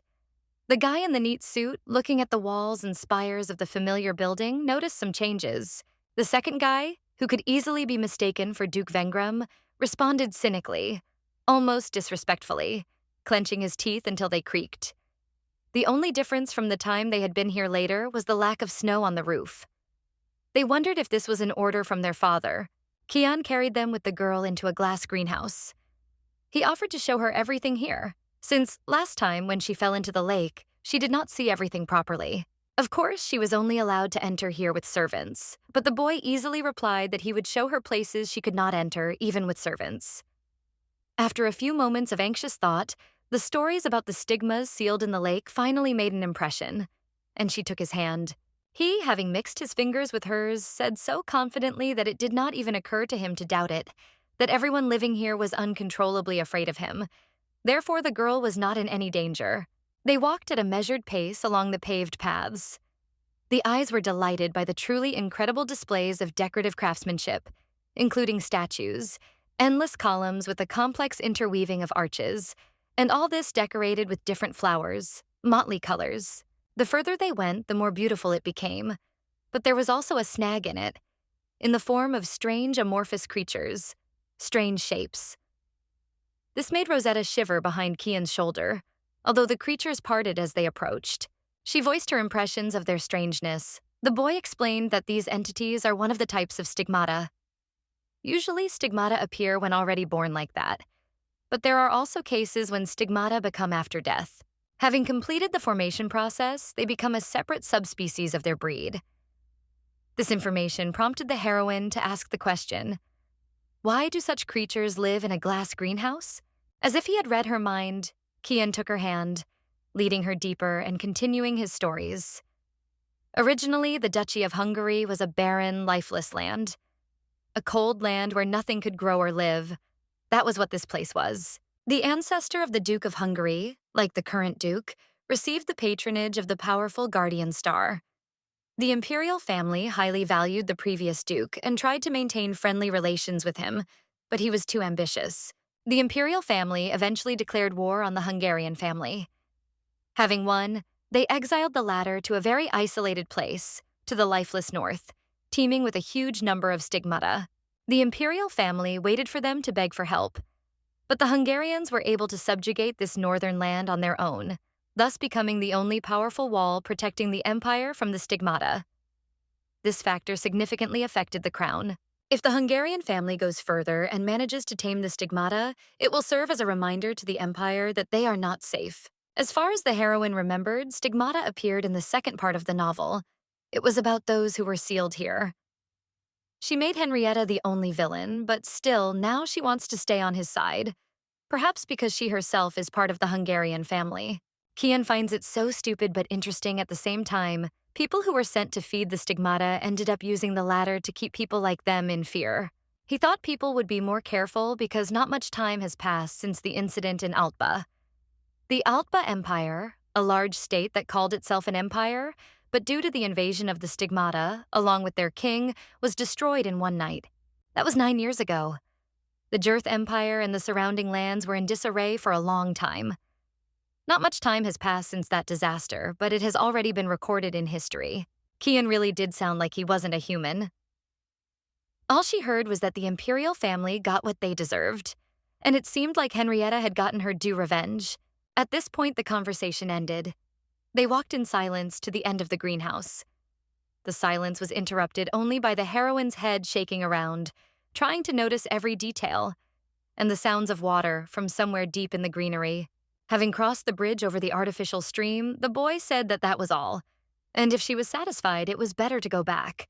because they had already started looking for her. He knew this for sure. Fairies have good hearing. Suddenly, a black hand crept up unnoticed and grabbed her ankle. This scared Rosetta almost to death. But Ken, with the look of a thundercloud, stepped on this hand, pressing it with his heel and saying how worthless it was. The next moment, he turned to the girl with a sweet face, asking if everything was okay with her. He called her by name, but the heroine is sure that she did not tell him. The boy quickly said that he simply heard the servants call her that and asked if she could walk. He carried them into the corridors of the estate. Before leaving, he, with a smile on his face, reproached her for being impolite, since she did not introduce herself and in the same tone asked her to personally say her name. Since she had been given a name, she had never been officially called by anyone. Now it made her heart beat faster. Gathering her strength, she put her hand to her chest, smiling brightly, and announced that she was Rosetta Charlotte Hungary. The boy was pleased. He asked if they were friends now that they had become closer, having learned the name, which seemed to the heroine a strange way of values in fairies. But in friendship with him, she saw nothing wrong. She gave her consent, hoping that their friendship also meant that they could communicate informally. Somewhere behind them, the maid's voice was heard, confidently approaching. Ken withered away, promising to have some fun some other time. Faina ran out onto the balcony, clearly relieved that she had found the lady, and reported that the young gentleman had arrived. The Duke's eldest and second blue. Rosetta entered the Duke's office with a silence where her heart was beating. Her mouth was involuntarily open, and the pupils of her eyes were dilated. In the office, in front of the table where the Duke sat, stood two guys with a significant difference in height. They turned to her as soon as they heard the sound of the door. They looked much older than in the portraits. The girl was overcome with doubts about whether they remembered her and whether they would be able to get along. She immediately regretted that she had given them certain characters in relation to her own ideas about villains. The elder one was very similar to Henrietta. You could even read it in his eyes. He knelt down to be on the same level with her. He suddenly remarked out loud how small she was and how big her eyes were. This caused misunderstanding on her part, but any words she said he took as a sign that she was not a doll. The next moment, Aval took her hand and smiled sweetly, saying that he was her older brother. He missed her very much, and how good it was that she came back. Her other brother leaned over with interest, and then without warning grabbed her by the waist and lifted her into the air, spinning her around and exclaiming with delight, "This is his little sister." Soon Rosetta even laughed. It was like an attraction. He called himself Camillon, still twirling her, saying to his brother how sweet she was, much sweeter than all those sisters they boasted about at the academy. Aval reproached him for the noise. They were still in front of their father. Camillon pulled Rosetta to her feet. The Duke came up to her, introducing his sons to her once more. The eldest and the second, Calix, the youngest, would return later, and then they would meet. The heroine clasped her hands and with a sweet smile that only children can make, said that she was glad to see him and asked him to take care of her. This caused a surge of tenderness in Henrietta. Abel in turn remained with the same impenetrable face outwardly, and only Camillon's eyes betrayed his characteristic interest. Henrietta turned to her sons, since they had no business in the Imperial palace. Let them live here, in the estate. This was quite unexpected for the heroine. From the point of view of the author of the novel, she understood that they should have appeared later and the characters were inappropriate. It was almost an invitation, but the Duke said briefly that it was an order. The sons lowered their heads and even adopted identical poses in their submissive silence. The atmosphere of interaction between them seemed frightening. Camillon asked if they could take Rosetta for a walk. After all, this was their first meeting, and he personally wanted to spend as much time with her as possible. Henrietta's words felt like blades held to his throat. His son had always been considerate. The Duke had given his permission only on the condition that they were confident that they could take care of her and would not be reckless in behaving with extreme caution. At the door, she said goodbye to him, calling him Daddy and saying that they would be back soon. He smiled in response. This was already something incredible for sons, and then answered simply, he would wait. Both of these completely blew the heads of the sons. They walked in the courtyard of the estate. Camillon did not stop expressing his emotions regarding how green it was here. When he arrived the next day, everything was covered with snow. Rosetta explained that Henriette wanted to melt the snow throughout the entire duchy, but due to the efforts and persuasive skills of his assistant, this idea was postponed until later. It seemed to him that his father had gone mad. The problem was that even if you had mastered such magic perfectly, the climate could only be regulated within a narrow range, not to mention the huge number of side problems that came with it. Camillon was very sociable, Aval on the contrary.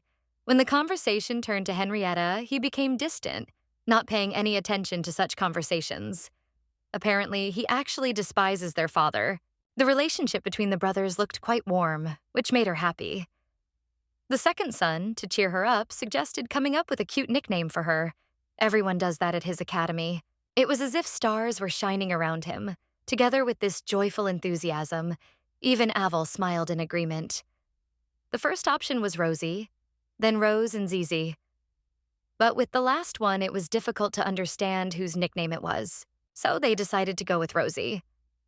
Despite the childish nature of the thing, she appreciated how heartfelt they were about it. When the two of them got worried that she didn't like it, she decided to come up with nicknames for them too. She named the eldest Ava and the second Millie. This slightly discouraged the brothers, but they quickly pulled themselves together, watching how she rejoiced at her invention. Seeing her pure happiness, they undoubtedly forced out smiles as well, although they came out rather strained. Abel leaned over, stroking her head, and explained as gently as possible. She could call him whatever she wanted. He liked everything. But in front of others, it was strictly forbidden because they might start to despise them. They, a family that is considered evil throughout the Empire, there are many people who are looking for an opportunity to attack them. It is impossible to put on display what is happening inside the family. It will give them another reason to mock them. After these words, she quite clearly understood that strange atmosphere between the Duke and his children. It seemed that Henriette raised his sons not to be despised. That is, indifferently and strictly. And it seemed that he succeeded, as befits a true villain. After this story, Abel immediately apologized, saying that he had said too much. And if he had suddenly brought up bad memories in her, he was incredibly sorry. In her novel, the eldest son was most like his father, although he despised him. A merciless monster who stands on par with Janit, but now he was very different from the version that the heroine created. Now he was refined and gentle. She quickly calmed him down, because the Count had already received a worthy punishment, so there was nothing to worry about. Walking further and holding on to his hands, Camillon reasoned that in his opinion, Seimon died too easy a death. At dawn, he was supposed to be killed by a black monster, but he went crazy and committed suicide. He continued to describe with relish and detail the more casual methods that were characteristic of the villainous reputation. Many and all of them were painfully cruel, so much so that they even grated on the ear, for which Abel reproached him. A child's psyche is a fragile thing. He asked if everything was okay with her. Maybe he understood it better because he was the eldest. Then a glass greenhouse nearby sparkled in the light. They noticed the girl's interest, and she used this as an opportunity to ask if they knew Kian. She described him in general terms, since the name had yielded no results. After a little thought, Camillon first came up with a guess, but she believed that children often had imaginary friends. He tried to whisper this in his brother's ear, but she heard it perfectly well. After that, any attempts to prove the opposite did not bear any fruit. And besides, the two of them had not been in the estate for a long time. They could not know. Interpreting her facial expression as a decline in mood, they began to console her under the pretext that they simply wanted to know more about Rosetta's good friend. She described Kian as handsome, caring, and polite, but sometimes a bit of a nuisance. She had a picture of him leading her in a kind of dance. That was their interaction.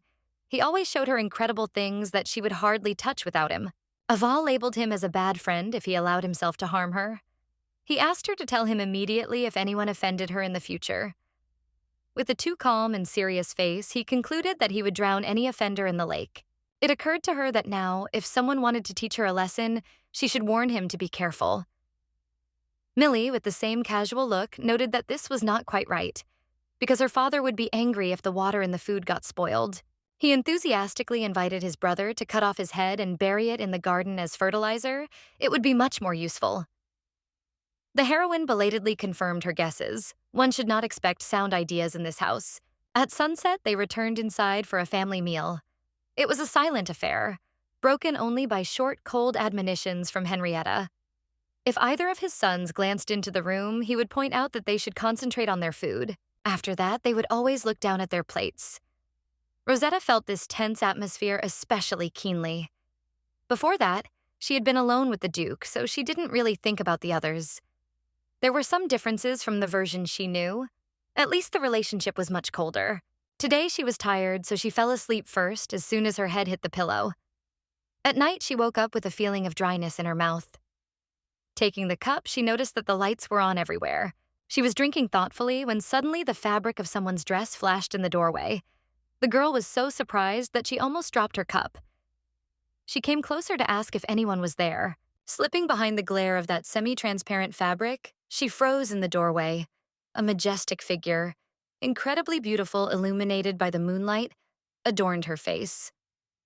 Her clothes were white and obviously not of a modern cut, and her face was covered by a veil that flowed in a cascade to the floor. Her voice was also mystical, otherworldly, which gave away her nature as a ghost. She apologized for frightening the girl for the tactlessness of her request, if she was okay, to follow the lady in white. She reinforced this with a vague phrase that they had prepared a place especially for her. Of course, Rosetta was scared, at least a little, at the prospect of following a ghost on such a dark night. But they always helped the girl, and it was obvious that the lady had some business with her. It was late now, but abnormally light. Only passing by the huge stained glass window, she realized that it was not because of the torches, but the full moon was to blame. The lady flew ahead with a lamp in her hands, giving everything an entourage. The full moon is a symbol of magic. The heroine heard that the full moon fills everything with magic. Today, for the first time in a long time, the moon is in this position. Thanks to this, many ghosts can gain power without the master's permission to show their appearance. Already in front of the doors, which as they opened poured more and more light, the lady finished with a phrase about how they had been waiting for such an opportunity for a long time to greet the girl. Behind the doors was a hall full of food, gold, and a festive atmosphere, even a piano. Around all this crowded the ghosts of maids and other workers. The lady bowed at the example of and said that she must have been late with the introductions. They, who live in this estate and were given a chance by the master to live in a new form, and they regret that they did not have the opportunity to greet her properly earlier. And the lady's name was Annabel. She was the figure responsible for all these ghosts. The ghosts began to say their names and duties one by one. Olga Benson is responsible for the security and supervision of the Volbet estate. Ael was responsible for protecting the castle from curses, Cindella Ivelden, under whose command the magic in the estate was located. All of their voices were somewhat familiar to the heroine, but she could not remember where she had met them before. Someone stopped her when she ran down the stairs. Someone remembered her from that incident in the workshop, and so on to infinity. The lady in white cut off this stream in a businesslike manner, starting her speech again about how they had gathered today to introduce themselves to Rosette, although it was so late, which was inconvenient for them. She expressed her hopes, common to all the servants of the estate, that the girl would be comfortable enough here. Her speech was very enticing, alluring. You can listen to it for hours, and besides, it was not deprived of a secular character. Under these sounds, which in themselves warmed the ears, some servants began to play instruments. Their playing amazed the heroine. Such precision in observing the notes put their ghostly nature under rhetorical question. The cooks brought her dessert after they sat her down at a table in the very center of the celebration. Many people were dancing in pairs around the hall. Everything was amusing Rosetta. She and the lady were sitting there enjoying a delicious dessert. The latter was mostly feeding on the girls' positive emotions about their welcoming event. Suddenly, Annabel asked if she could ask the heroine a question. At the root of the issue was the proximity of that dangerous creature, as she described it, to Rosetta. With some confusion, she recalled how the ghosts had dissuaded her from running in the direction that Ken appeared to be in. Hearing his name, so carelessly called by her, it was as if they were cut by lightning. The hall was completely absorbed in silence. Barely a sign of horror was heard. The same was clearly heard in Annabel's voice, which wavered. The veil around her swayed violently in all directions. The only adjectives she used to describe Ken were exclusively negative. Something like a cruel monster in danger.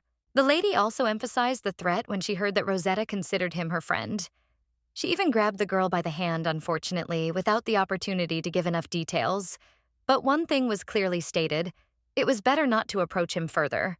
The whispers continued in the room, although the general shock and paralysis had subsided. Annabel began her vague story with the phrase that they had all lost to him at some point. Therefore, there are restrictions under the contract. These are the rules of those who are dead and bound to this world by magic. He imposed too many restrictions for them to mention him to the girl now. But the lady could tell her only one thing. Remember his eyes. Rosetta is the one who can hear their voices even when it is not allowed, so it will not be difficult for her to see his eyes. All the information that was dumped on her was a burden and tangled in a ball, but that is the only thing the lady could say. The event was interrupted by an open door. Henriette appeared from there, who fiercely asked what they were doing here at such an hour. What were they thinking, waking his daughter up so early? The ghosts began to apologize one after the other.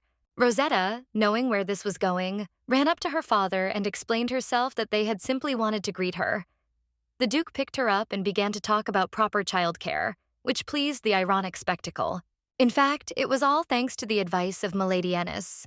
It was already bearing fruit. That woman, exquisitely dressed with a hat and rose-shaped ornaments, was giving excellent lessons to parents on how to raise children. Henriette decided to return her to the room immediately. The girl agreed, noticing at last that Annabel had disappeared somewhere. Among the ghosts who bowed their heads, she was given her recognizable outfit. He put his daughter to bed and promised her strawberry cake on a floppy disk the next morning. The Duke wondered if the ghosts hadn't called her just to say a bunch of useless things. Rosetta denied this happily. She enthusiastically talked about how they had eaten delicious food together, listened to the mystical game of ghosts, and talked about Kiana, the fairy she had met at the estate. She explained to her father. He was taken aback by this information, because as far as he knew, that is, perfectly, there were no fairies in the castle. This made the heroine think about her first attempt to talk about this boy. Henrietta brushed a strand of hair from her face as a gesture of comfort. He said that there were only 2 boys in the estate now, Abel and Camillon, in a tone that cut off any doubts and explained to Cain how simple her dream was. There is still another boy here, but she could not have crossed paths with him since he does not leave the room. But Cain is probably someone else, since the Duke would have recognized him from her description otherwise. He stroked her head in farewell. Because he still had business to attend to, it was not possible to take Rosette to his room, but they would see each other in the morning. After a moment's hesitation, she pulled at his sleeve and pressed her lips to his cheek. Henrietta's pupils dilated so much that they seemed to cover the entire iris. The girl herself hid behind a blanket to hide her face, which had taken on a crimson hue. The Duke unexpectedly smiled, thanking his daughter for the care she had shown in asking him to finish quickly and go to bed. He told her to also have a good rest. Tomorrow the 3rd Min Calyx would arrive and they would have the opportunity to meet. Rosetta pulled the blanket over her head, assuring herself that she was only 7 and that there was nothing awkward about what she had done. She wondered why the Duke's relationship with the rest of the children had developed in this way. Even though he had behaved the same way with her at first, his parental love was still obvious. The last thought that popped into her head before she finally fell asleep was about Calyx. In the novel she had written, he was crazy, but so much had already departed from the canon of her manuscript that she could only hope that they could get along. During breakfast, Rosetta recounted the events of the previous night to her brothers. They listened to it all with interest and even made the girl promise to share the dessert, which she spoke about with no less enthusiasm. As soon as the Duke's arrival was announced and he entered, taking his place at the head of the table, a bottomless silence fell. No one spoke while they ate. Henriette did the same, adding fuel to the gloomy atmosphere. When they had all finished the main course, dessert was served. The heroine noticed the thin and neat shape of the treat, despite the fact that the glaze was spreading, obviously not as the chef intended, and the strawberries were not holding the position they were supposed to be in. The brothers, seeing her look, asked if this was the first time she had seen such a form, but she in turn turned to Henrietta, praising him, because this time his cooking was much better than the last. The Duke was pleased with his daughter's sincere happiness. He only nodded his head with a smile and confirmed that today's treat was prepared by him. In turn, the sons froze, unable to understand whether they had heard correctly or not. Their father... What did he do? Prepare a cake? He explained quite calmly that the food could be poisoned, and as a result of the experience gained in the county, Rosetta was uncomfortable when she ate. So he began to cook on his own, mastering the skill step by step, starting with those cookies. Aval and Camillon were still staring blankly at each other, trying to process the information that had just been dumped on them despite their years of upbringing. She was savoring the cake and thought that it would help the family become closer. After all, it was food from her father. A voice announced the arrival of young Mr. Calix, which inspired Rosetta. A boy entered, most resembling his sister in appearance. He greeted her from the threshold, father and brothers, but when his gaze slid to the heroine, he asked out loud who it was, calling her a P. Camillon stood up for his sister, reproaching Calix that it was not necessary to speak so about her small frame. Besides, it was literally the result of a traumatic experience. With the same mixture of disdain and skepticism, he asked if this was the fourth child he had heard about, whether the Duke was sufficiently convinced of the genuineness of her blood connection to their family. Perhaps she was a fake with which others were targeting them. Henriette, not wanting to listen any longer to this absurdity, which was supposed to sound like a reasonable remark, but in the eyes of her father was simply bragging, sent Calix to his room and forbade him to leave without his permission to fix it. Aval and Camelon immediately rushed to take care of Rosie's well-being after this scene, promising to scold him later. But the girl tried to convince them that there was no need for this, because she was ready for this, and her brother would begin to hate her even more if he showed anger. For a moment, they froze with a synchronized exhalation of her name. The next second, Kami wrapped his arms around her, discussing with his older brother how they could kill the Count again, and in a much more sophisticated way. This caused an awkward smile in the heroine. They thought that the reason why she didn't like it when people got angry was because there was tyranny in the Count's house. Of course, it wasn't a completely accurate guess, but she didn't mind. In the evening, while drawing, she twirled the honey between her fingers and thought about Kalinka's words. Her mind became childish, as did her body, so she quickly got used to the fact that everyone around her loved her. But the thing is, the whole situation she found herself in was strange. In the original novel, there was no such character as Rosetta. There was no connection between the main character and the heroine. The villainous family of Hungary consisted only of the Duke and his three sires. There was also an assistant, Henrietta, the family servants, and Count Simond, but the plot did not provide for such a person as she became. The structure of the plot she wrote is more like the future. When Count Simond appeared, of course there were no betrayals at that time, and Abel Camelon and Calix were not supposed to be in the estate at all. Rosetta wonders if it was because of her that everything changed. At first, the incident with Count Simond seemed to be closely connected with her, but all this, in the end, turned out to be to her advantage. Perhaps this is due to her being the author of this novel. The strangest person in her circle, however, was Kian. She can't understand the nature of his abilities, but compared to the others, it's a fact that he's not an ordinary person. But in the original plot, such a character did not appear either. These thoughts made her head smoke and her temperature rise. So she decided to perceive Kian, as the brothers said, as her imaginary friend. She told the servants that she wanted to be alone and would call them later for my needs. But suddenly there were sounds behind the door. It was Ava. His visit was sudden, but the reason for this was the need to return to the capital soon, because of his position as an Imperial knight. The time he still had at home he wanted to spend with her. Aval sat with a book near her bed, while the heroine hugged a pillow and listened to his colorful story about a princess who defeated a monster under the bed and saved a frightened prince. His narration was so realistic that the heroine involuntarily remembered how identical this genre was to the variation that was in her past life. Seeing that she had become quiet, Aval immediately told her not to be afraid of monsters, because she had a brother. He paused, considering the kindest words to describe his plans for dealing with the monsters. They involved slitting their throats, burying them in the ground, and then embroidering them in whatever colors they wanted onto the soil. Her eyes widened at the realization that this was the kindest version of his thoughts. The monster and the stigmata are technically different creatures. She asked her brother why monsters like to hide in the comfort of the bed. The most likely answer is that they are simply not baptized. In this world, everything is baptized from birth.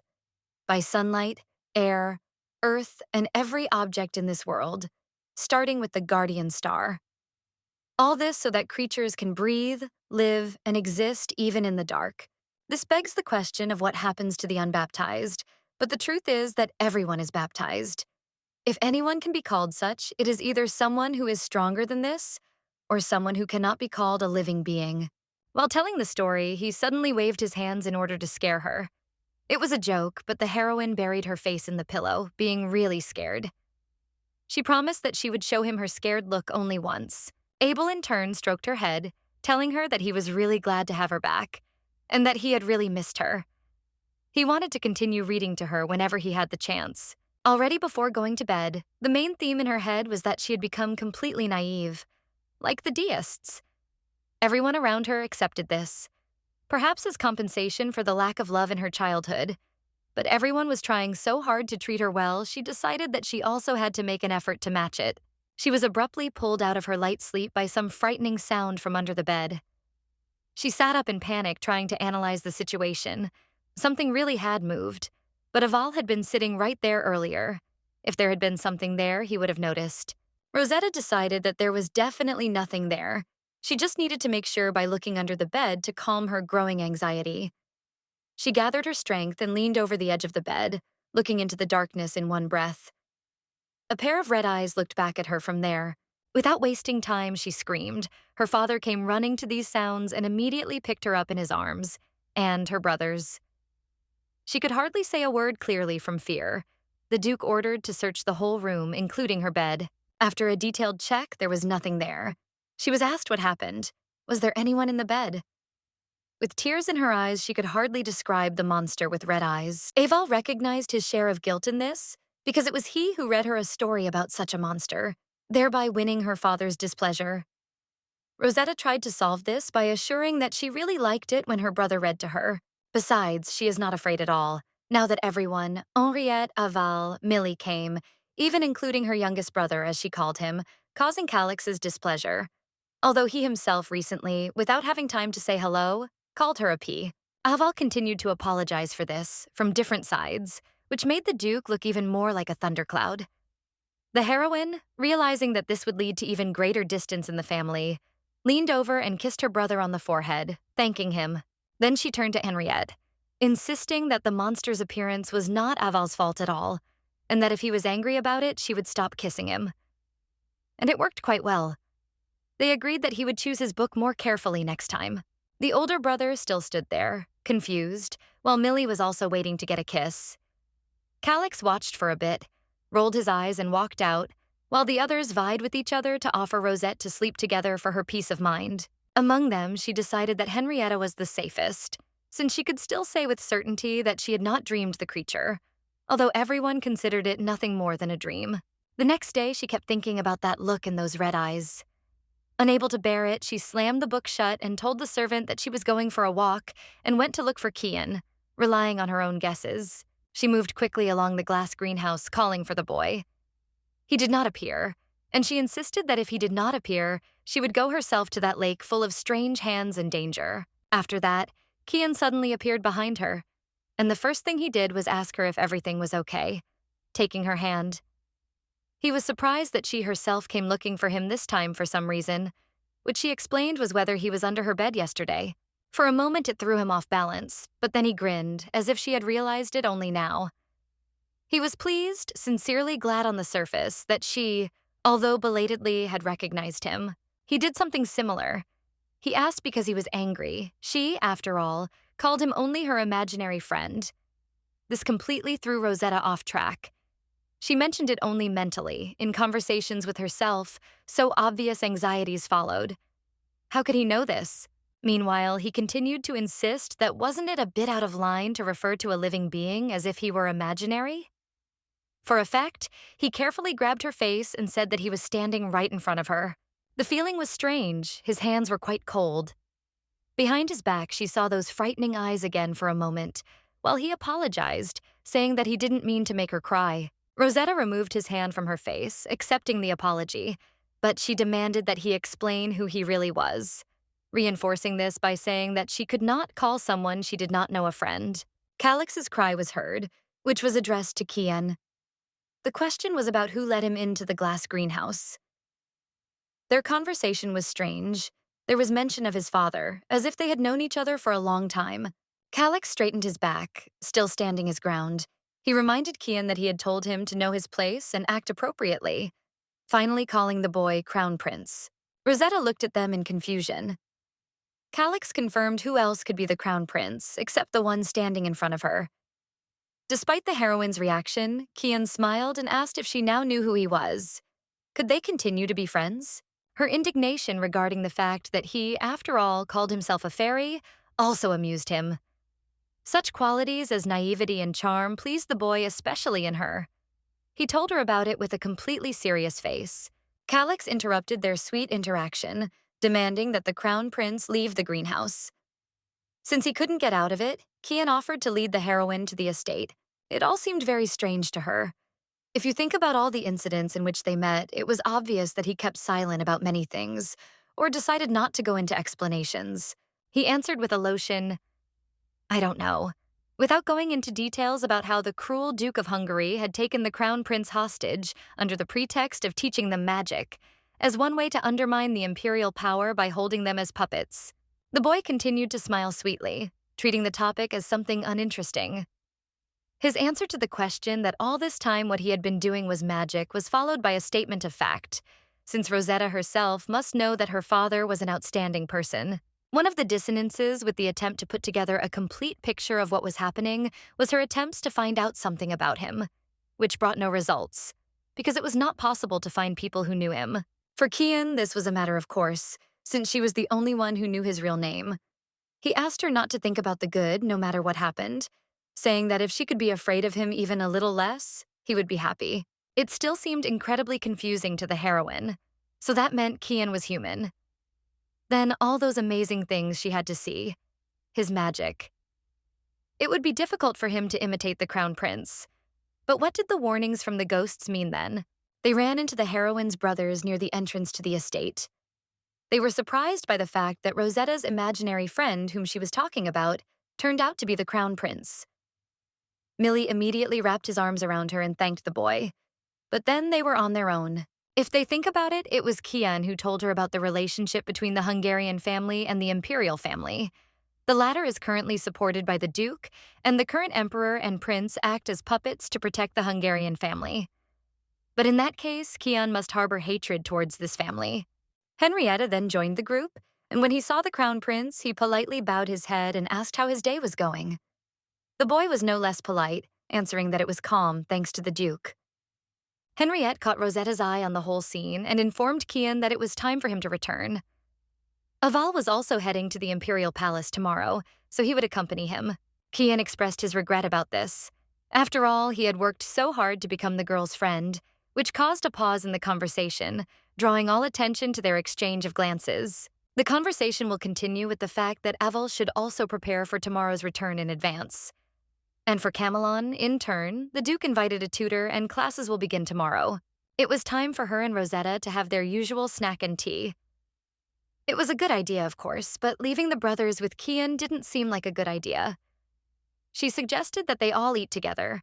Everyone was sitting behind a pillar in the middle of the terrace, under the open sky, but this did not make the atmosphere any more bearable. As last time, there was silence. Calix had been dissatisfied since the heroine had called him. There was nothing to add about the relationship between the brothers and the father, and only Kian looked relaxed as a spectator. She wanted to somehow correct this state of affairs, and with all her determination, she took the cake that the maid was carrying to the table and cut it herself. She brought each of them a piece with a happy smile, calling them all by affectionate nicknames. Next up was Kiana, who still faltered when addressing him with his full title. And when she gave it to her little brother, she was met with his disapproval, which bordered on contempt. Since he didn't want to take the plate himself, Rosetta offered to feed him with a fork. On the other side of the table, Camelon looked very much in favor of the idea of her feeding him too. Henriette told her not to walk so much and to sit down and eat. The atmosphere became noticeably warmer. Aval asked if the chair was too high for her, and then wiped the crumbs remaining on his lips. She started a dialogue about the quality of food in the Imperial Palace. Thus, at least some dialogue was formed in this family. Which could not but please, she calmly began to eat her portion, hoping that it would continue like this. After the meal, Kian asked her if she was sure now that he was not imaginary. Rosetta answered thoughtfully that she still thought he was more of a fairy than a normal person. It was hard to tell if there was something special about him that made him so different from other people. There are tens of thousands of mysteries in the world related to guardian stars, but there are a huge number of ways to protect, so it is difficult to understand what Kian's power is. She remembered the words of Annabel, who asked her to remember his eyes well. She asked the boy about this, comparing the red gleam in his iris with expensive, indescribable jewels. This threw Kian, who is usually carefree, off balance. He froze and asked if his eyes really looked like that. His depressed look made the heroine realize that without realizing it, she had made a mistake by saying something wrong. She awkwardly and stammeringly tried to correct herself by emphasizing the beauty and brilliance of his eyes. He clung to this thread, accepting it as a possibility that she had simply not seen well. Nothing more. After thinking for a moment, he realized that he had not yet had time to thank her for becoming his friend. He extended his hand to her and leaned closer, offering to continue to be friends. The Imperial castle seemed to stretch to the horizon. It was done in warm colors, with gold dominating, which only visually enlarged the structure. On its territory, together with flower beds and a long road to the entrance through the terraces, one could fit a provincial village. Her novel had no title and was scribbled in a notebook. She could not even dream of publishing such a text on the internet, and her only readers were her friends. Over time, everything became confusing, and the novel was never finished. But even so, everything was thought out in her head, down to the details, and, as she remembers, the content amazingly came to her mind. In any case, the prince is not an important person in this context. Not only his name, but also his image and his life and death. Everything was left undefined, behind the scenes. The emphasis was on the empire, and this story was meant to be about an aristocratic protagonist. So his character is similar to him. It was her first time visiting the Imperial palace, and Kian smiled and asked her about her impressions. Rosetta briefly remarked on how huge and beautiful it was, unable to find the proper description for all the ingenious work of the architects. How did she end up in this place? Earlier, the boy had asked the heroine if she wanted to go to the palace with him, arguing this offer to her family by saying that he finally had such a friend, so he wanted to introduce her to His Majesty. Since not only Aval was leaving, but the Duke himself would be going there, it was a good opportunity for Rosetta to visit the Imperial castle for the first time. And hesitantly, seeking her father's permission and her brother's opinions on this, she finally agreed. Camelon, with a completely unimpressed expression, said that there was also an undefined such in the duchy. Calix supported it, saying, of course, nothing new. They even took the same poses with maximally condescending faces. Aval, as soon as he arrived at the palace, immediately returned to the knightly order. And the rest of the family went inside the building. Moreover, the crown prince himself gives them a tour, right up to the audience hall. Before them inside opened a huge hall, illuminated by countless windows. It looked more like a cathedral than anything else. It was jam-packed with people, from different strata of the aristocracy and expensive clothes. On a pedestal that towered over the entire hall and was framed by huge bowls of fire, sat the emperor. His hair was long and light. He smiled slightly, which clearly outlined his wrinkles, and his gaze was soft. Hungarian family, following the Duke, bowed as required by basic etiquette, greeting His Majesty the Emperor, the shining pride of the Gelt Empire. George also made a simple curtsy, being extremely glad that she had not been taught such simple rules. The Emperor condescendingly noted aloud such formalities that were completely uncharacteristic of their relationship. He had something to talk about with Henriette, so he ordered the others to leave immediately. Kian whispered to her, "Whatever happened now?" Not to show too much obvious surprise, clearly amused by what was to come, while one after another the people obediently slid out the doors like a stream. As soon as the last nobleman had left and the doors slammed shut, cutting off all ears, the Emperor jumped up with vengeance, screaming hysterically. He took Henrietta in his arms, almost with tears in his eyes like a child, pitying him about Baron Wilton and how he missed him. This time, the monarch was urging the Emperor to build a bronze statue of the former emperor. Continuing to whine openly, he wondered what was wrong with the Baron's finances. Why was he bothering him with this? The heroine looked around, having heard enough of this. The faces of the other family members were calm and not at all impressed. It turns out that everyone except her had managed to get used to this. That is, such behavior is quite typical of him. Suddenly, he noticed his son's return. Kian greeted his father with the words that today he really did evoke pity, in a special way.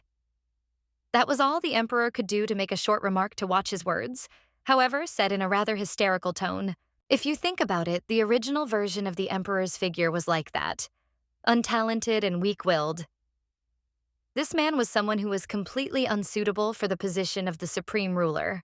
Henriette, after listening to this almost incoherent stream of complaints, squeezed the emperor's hand as a calming gesture, promising to personally look into the matter. Since the baron had resisted the emperor's decree, the duke would confiscate his territory and the statue could be erected. Even from her point of view, as the author from whose head these people were formed, the emperor's behavior still looked like overkill. So cloying and hyperbolic that it seemed that the empire was still holding up well with such a monarch. Henriette, in this context, looked like a gray cardinal who was entrusted with the greatest responsibility of controlling the empire, so that it all did not fall apart. But still now, he looks even more like a nanny for the emperor. Kian leaned toward her, suggesting that they slip away to see the rest of the palace, since it seemed like the conversation was going to drag on long enough. They held hands, walking through the corridors, first in the part of the palace they were in. The duke's estate was also unusual, but this door really gave the impression of a palace in the classical sense of the word, and the most magnificent. All this gold, high ceilings, light walls decorated with so many details that the eyes hurt. Kian carefully if his father was always like this. The child of a servant came to the throne and later gave all the rights to the crown to his son, and this is not luck at all, but the hand of the duke, which is why the emperor relies on him so much. She was amused by the conspiratorial nature of their conversation, as if they were gossiping. But still, Kian, as his son, spoke about his own father in such a way, which was strange for the heroine, for whom her parent was an authority and a role model. They turned in another direction, and the boy led her to a place full of art. Here were paintings and sculptures of the Imperial family, as well as portraits of all generations of the Imperial family. Rosetta had seen references to these paintings in a book and was very impressed by their appearance in real life. They were works by very famous authors. Her attention was drawn to the images of a boy with blonde hair and clear blueberry eyes. She asked who it was, and Kian answered as if it was obvious that it was him. The heroine froze in confusion, and he asked in a creepy tone if she thought the boy looked different now than in the picture.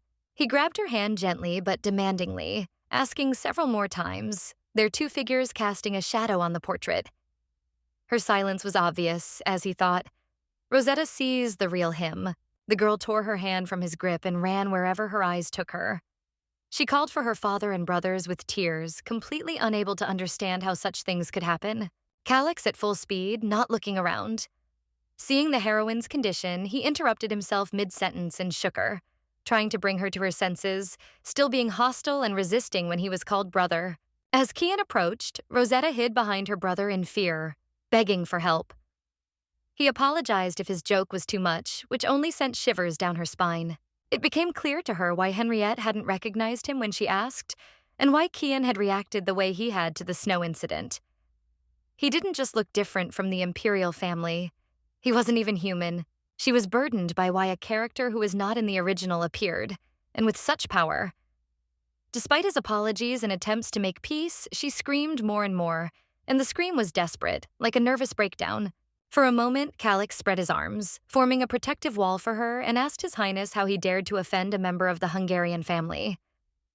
But then he turned around and, in his usual displeased tone, reproached his sister for being foolishly caught again. Kian, however, resigned himself to the heroine's mood and admitted that their relationship would not improve today. He assured her that if she thought of him, he would visit her immediately. And with these words, he retired to the heather of Rosetta. There was a mistake in the original, and it had nothing to do with her. Unlike Count Siemund, there was nothing that happened that could somehow become a link between her and Kian. It was said that the crown prince was himself, until the heroine returned to the Hungarian estate. She felt that with such a strong change in the plot, like the inhuman prince, the ground was crumbling under her feet. This realization itself was terrible. Even after the boy left, she continued to hold Calix's clothes with a death grip, and then her legs completely gave way, unable to stand from shock. Although her brother gave her a hand to help her up, it did little to help her, since her legs were completely weak. He turned and offered to carry her on his back, getting into a comfortable position for her to climb in. After a moment of trying to get her bearings, his characteristic behavior resurfaced. He carried her on his back, but with a mixed expression on his face and asking, rather instructing, not to tell anyone about this. She, without thinking, promised to remain silent. And then it occurred to her what Kiana's real name was.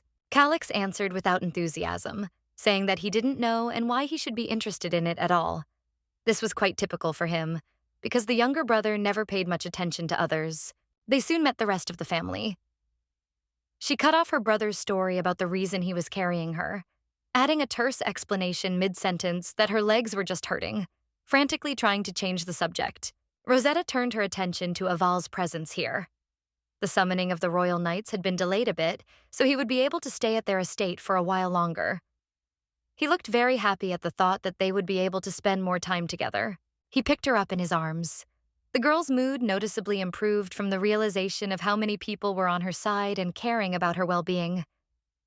Henrietta calmly took her from her brother's arms, saying that now they could return home, since his business was finished. Although she tried to reassure him that she could walk on her own, when he held her like that, Rosetta felt calmer. She came to her senses and asked the Duke about the Crown Prince's name, but the answer was simply, "He doesn't know." She explained this by the fact that they had become such friends, although she had earlier shouted across the entire corridor that their friendship was broken. The thing was that no one should mean the Imperial family's lancers by name. One cannot unceremoniously ask them about it themselves. It was strange because he said he didn't know.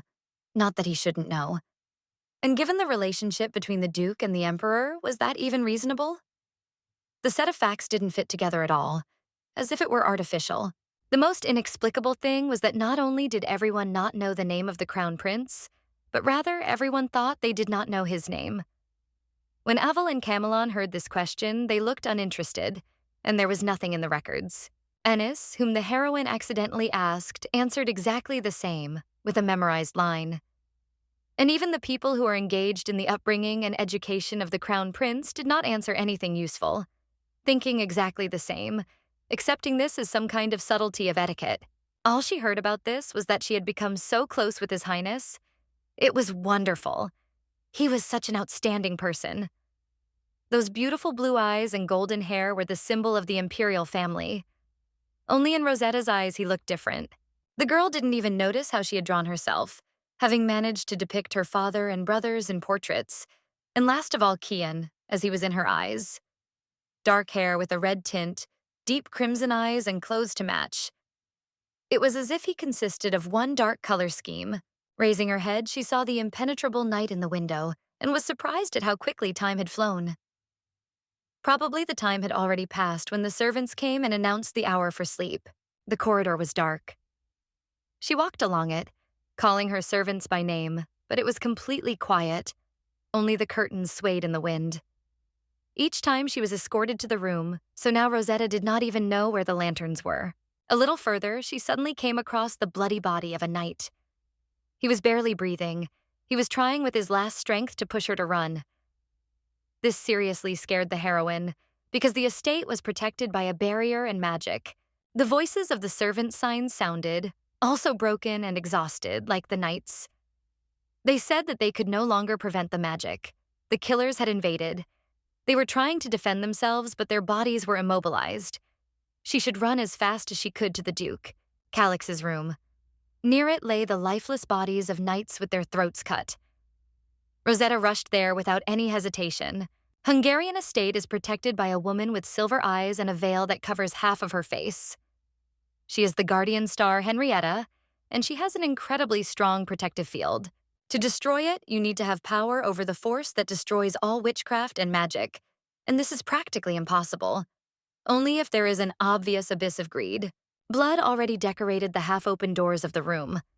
It came in like a hurricane, just as the murderer, his face covered, was swinging a dagger at Calix, who was pinned to the bed.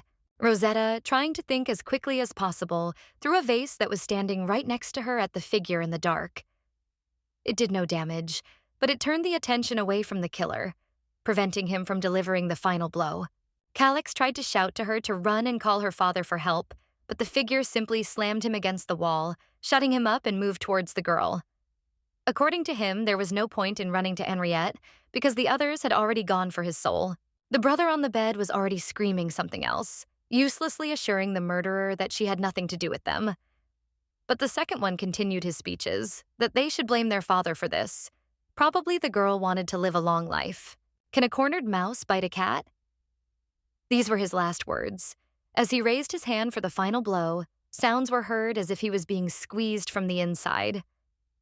Completely crushing the organs, blood pours out from everywhere looking for an outlet and the bones crack. After his scream, a few drops of blood fell on the heroine's face, and besides a crimson puddle, there was nothing left where the figure had just loomed over her. She immediately rushed to Calix in a state of shock. The girl closed his eyes and hugged him, her eyes glassy, asking him not to look at it. He passed out in her arms. A voice was heard from behind, disdainfully commenting on how easily children passed out from the slightest shock. He continued, saying that he had saved them, and she wouldn't even thank him for it. His stream of thoughts, more like a monologue, attempts to address the heroine, who was simply silent, were aimed with all his might at making her look at him. First, he removed the blood, which perhaps frightened her. He assured that now she could really turn in his direction. The owner of the painfully familiar voice was Ken.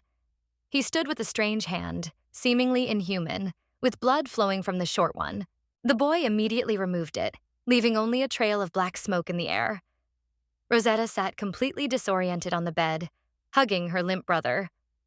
Each of her words came out with hesitation, unable to form a clear thought. His answer was that she was in danger. How could he not come? He had promised that as soon as she thought about him, the boy would come. This referred to that drawing and a few quick thoughts, which was even more frightening. The girl put her brother on the bed and backed away a little, asking what he was. Ken did not give a clear answer, only leaned closer to her and explained his appearance by saying that he only had in mind to save him, because they were friends. At that moment, it seemed to dawn on her. This world is protected by guardian stars. There is only one creature that is called the monster, the only imprint of the curse in this world, the most terrible disaster. He smiled and the fog swirled around her. Now she understood everything. All she could hear was his voice, asking if she now accepted that he existed. He didn't want her to think otherwise, because all people like her are afraid of him. For them, he is the king of Stigmata. From the smoke, a figure appeared, much taller than the boy she knew. His hair was long and even his gaze was different. In the novel that is not finished yet, this is the last chapter that remains only in her head. The one who brought this world to the most terrible state. The curse, stopped by the god who disappeared from this world. The one who caused all the misfortunes stood before her, caught in a romance that existed only on paper. She did not yet know that when he revealed himself, looking at her like that, Rosetta would experience an indescribable fear. She screamed and kicked, desperately trying to make him disappear. Touching her and feeling her tremble, he didn't understand the reason for her fear. There was no threat worth her attention right now. Ken had dealt with the uninvited guests. Her family was safe too. Maybe something was hurting her? Even her face darkened and turned pale, she still couldn't recover from the panic. Ken moved away, keeping his distance for her comfort. The first thing that came to the girl's mind was how he became the crown prince. The real crown prince died a few years ago. Ken has been living among humans for a long time and was in his entourage when His Highness fell victim to assassins. Bleeding in his own bed, on the threshold of death, he learned that he was not human. And he asked for a favor. Was it for his weak-willed father or for the sake of preserving the Imperial family, which was in critical condition? Ken, without delving into the motives and subtleties, simply followed his request to live in his place and took his place. Because of some kind of contract that was officially drawn up, people see him in this guise. Everyone except her. It was strange because there was no particular reason why it was her. But if you think about it, the girl also heard the voices of the ghost servants, which were inaccessible to others. The next question was that no one knew the name of the crown prince. They could not appropriate the names of the dead. Names are the essence of all living things. Even if it was the name of someone long dead, it was undesirable for someone like Ken to use it. So he simply made everyone forget him, and then introduced some rule about etiquette and the impermissibility of such things. The heroine was reassured that he did not kill the crown prince and did not hide him somewhere in captivity. As for those assassins, of course he knew who had sent them. Henrietta had many enemies, but to do something like that, a person would have to be completely cornered. She immediately remembered the conversation between her father and her assistant about Baron Alfie being the only one still connected to Count Siemund. They didn't even notice how they were getting closer with each word until Kian was hovering over her again. Rosetta still had a lot of questions, mostly about his reasoning for offering her friendship. If it was because she knew about his true nature, she promised to feign ignorance and not tell anyone. But Kian only smiled. That was not the reason at all. His clawed hand became normal when it touched her cheek. He leaned one knee on the bed, hovering over her. Because, on the contrary, he was glad that she knew the real him, and he wanted to continue to be friends. The pink strands of her hair slid tenderly through his fingers. He whispered that no one could recognize him for who he was, see his essence. No one but her. She was still constrained and did not utter an unnecessary word. As he understood it, she was too unfamiliar with this appearance of him, so the next moment, that boy appeared before her again. This appearance is not much different from his true form, which is why he chose it to appear before her. But even so, it seems she was afraid. Perhaps the best appearance would be a crimson butterfly. He took the form of the boy crown prince again. Laying his head on the bed, he himself confirmed his guess out loud. Kian mentally listed his many forms. He said that he would do anything she wanted. So he asked to look at him. Rosetta gathered her strength and did it, still shaking. As soon as their eyes met, the boy smiled, his usual mischievous and friendly smile. So open, as if it radiated light. She knew he had no intention of harming her. Otherwise, he would not have tried to please her mood. The girl asked him to remain like that, and asked him about it carefully. He had no intention of putting her in danger from the start. He had reinforced this many times when he had saved her, and besides, he had just dealt with everyone who wanted to harm her. In his opinion, it is not necessary to do something for each other to become friends, so she should not look for too many reasons. He simply valued communication, spending time together. You can do a lot of things just by being in the same space. He convinced her, stroking her hair, that he simply liked her very much. Because of this, he was going to protect her further. Of course, he would understand if she did not want to communicate with him, and he would not appear first. Only when she thought about it, Kian walked away. And when that happens, he will think that she is no longer afraid of him. So he hopes that he will be able to see her again as soon as possible. With these words, he disappeared, as if he dissolved into thin air and only red specks of his magic remained. Henrietta used the blade to deal with the intruders. The assassins fell one after another. He was surprised by how many had broken into the castle. Aval should be fine. Camelon and Calix were protected, but it was Rosetta he was worried about. One of the knights called out to the Lord, reporting that the younger children had been found. He immediately took off while the others cleared away the corpses and lit the lanterns. In that very room, Calix lay unconscious, not moving anywhere. The girl sat with her head buried in the ruts. She could barely contain her emotions, and as soon as her father hugged her, she began to sob uncontrollably, feeling safe. A faint smell of blood emanated from Henrietta. The heroine, clinging to his chest, did not realize how she completely splashed out the emotions that had accumulated, clinging to his chest. She sobbed loudly, and then fell asleep, as if she had lost consciousness. The next morning, everything was normal.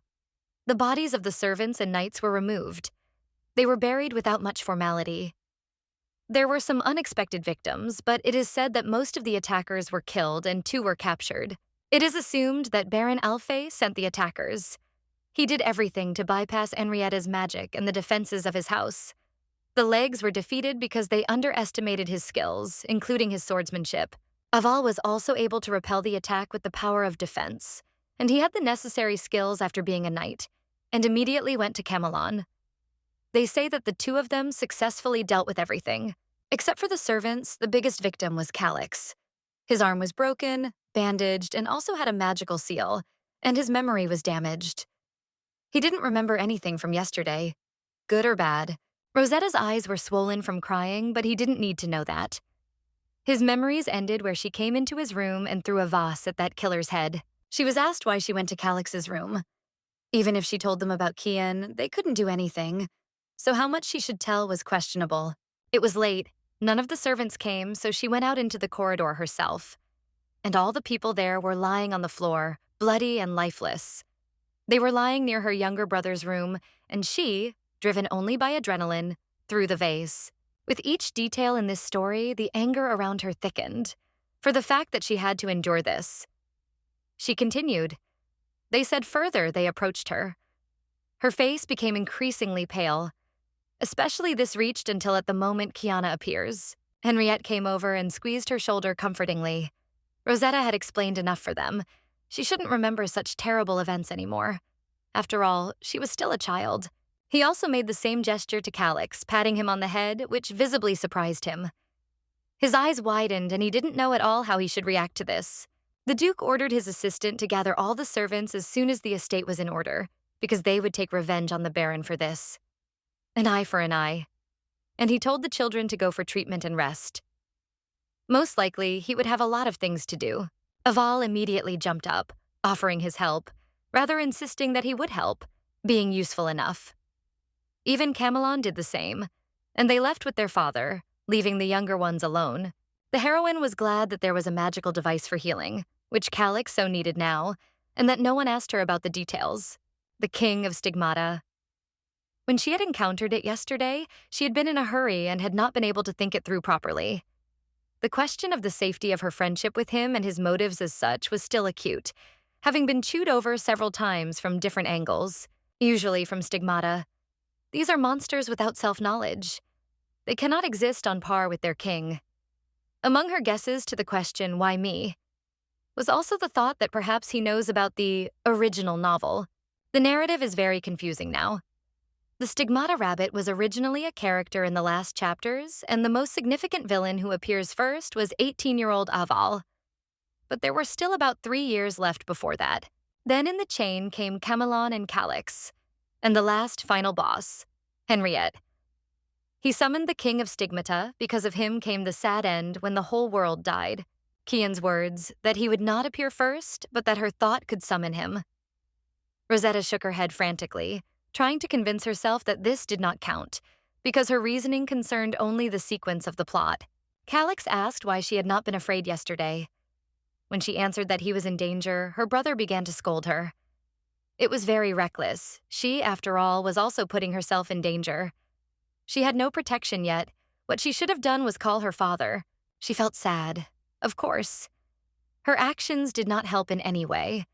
But at least she tried to cast aside her fear, stepping over her powers to help.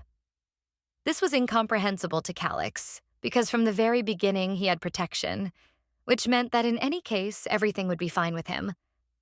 In response to this, the girl shouted, "Because they are family."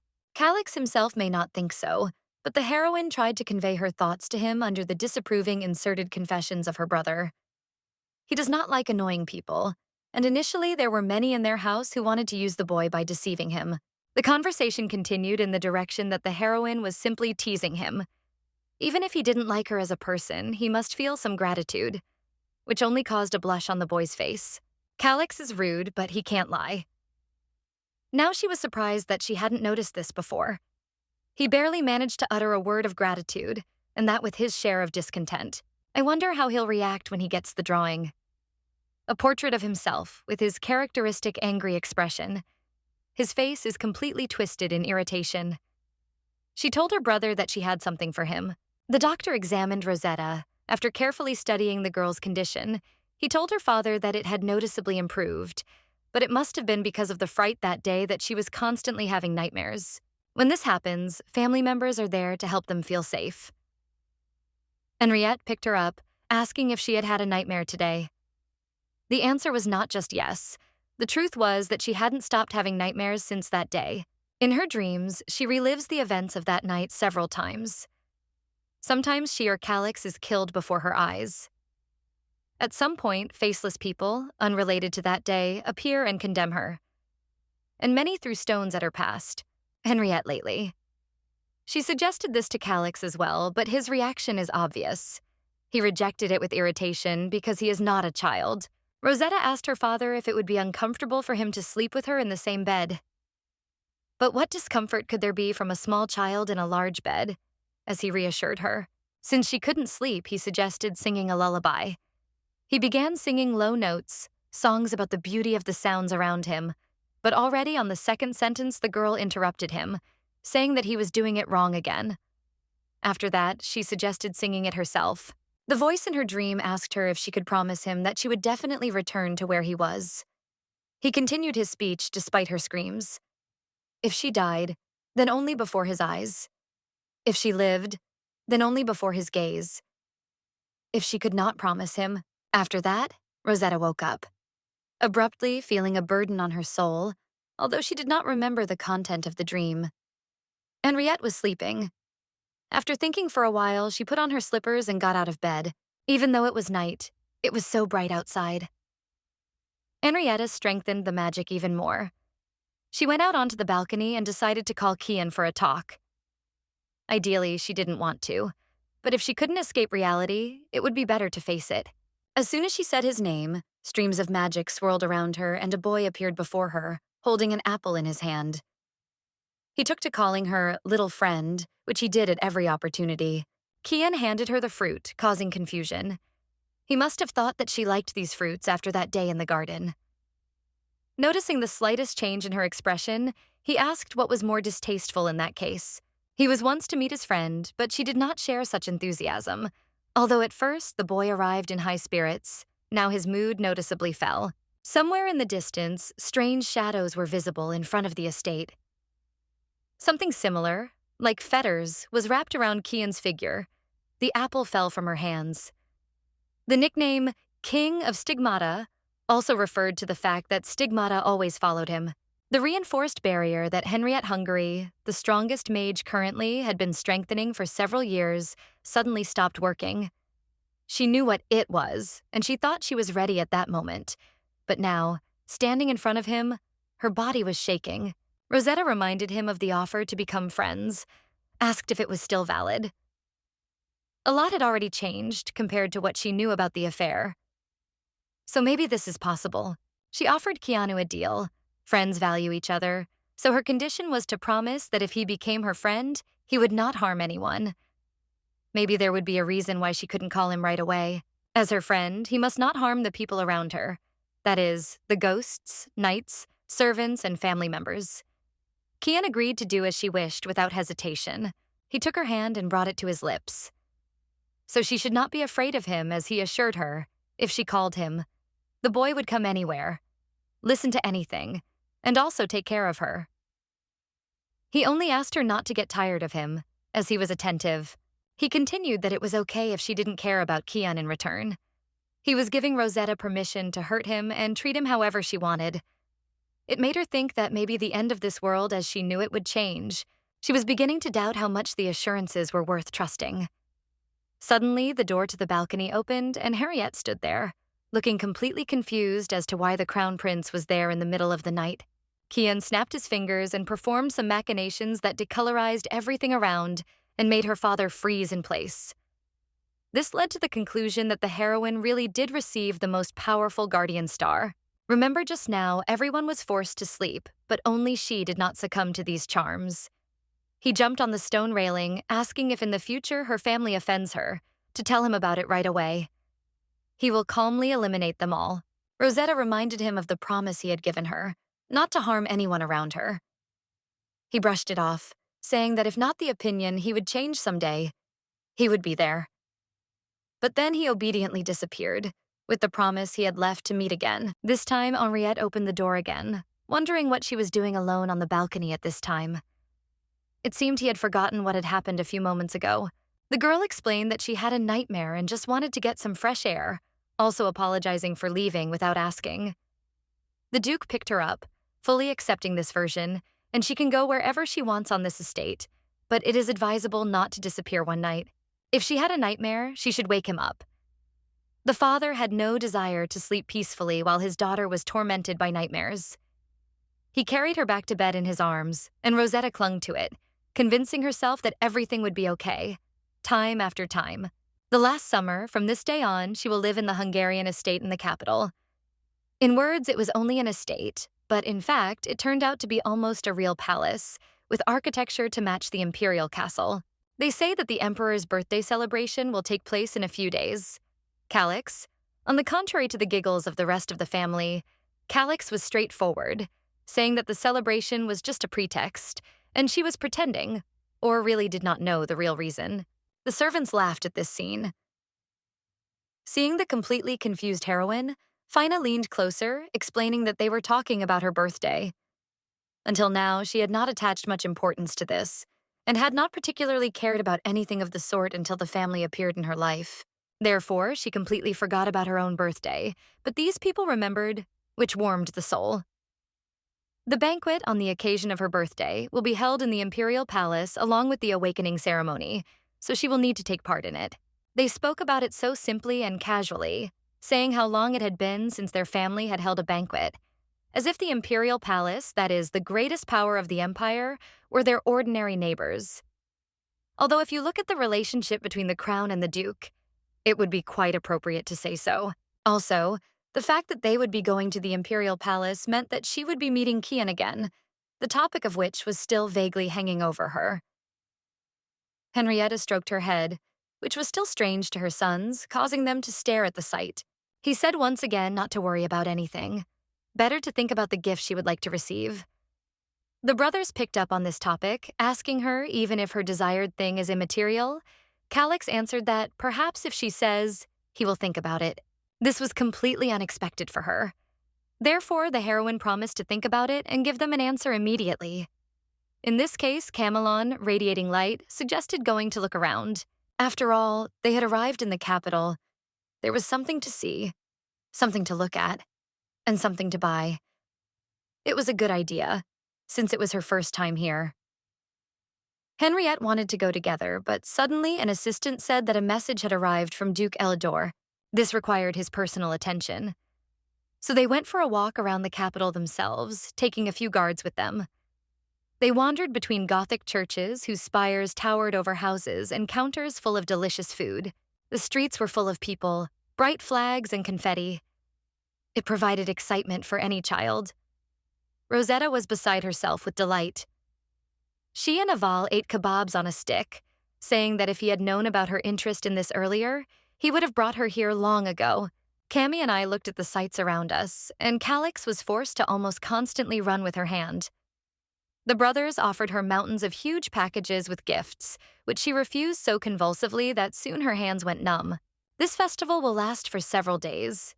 Usually the emperor's birthday lasts until the day after the dance ball, but since this year Rosetta is also celebrating with them, the Duke decided to extend the celebration. Camelin added that, by the way, her classmates from the academy would also come to the banquet, for which he received disapproval from Aval, saying that it bored the girl, but he just wanted to brag about his sister, who was much nicer than their younger ones. Also, Duke Eldor contacted Henriette. This situation became the reason for intense discussions. One thought that their relationship was bad. The younger one intervened. Wasn't the relationship of the three dukes always lousy? Aval remembers how they often saw each other in childhood until the Duke had a son. He is the same age as Rosetta. She immediately recognized this name. The young Master Eljador is the main character of the novel, Northern Vengray, Western Baskal, and Southern Eljador. These are the three duchies that have existed since the foundation of the Jelt Empire. The main families in the novel, the pillars of power and the highest aristocracy. The Hungarian family was in their way. The three main forces oppose each other because of the proceedings.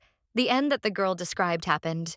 Rosetta was immediately interested in what the main character of the story would be like with such a strong plot change.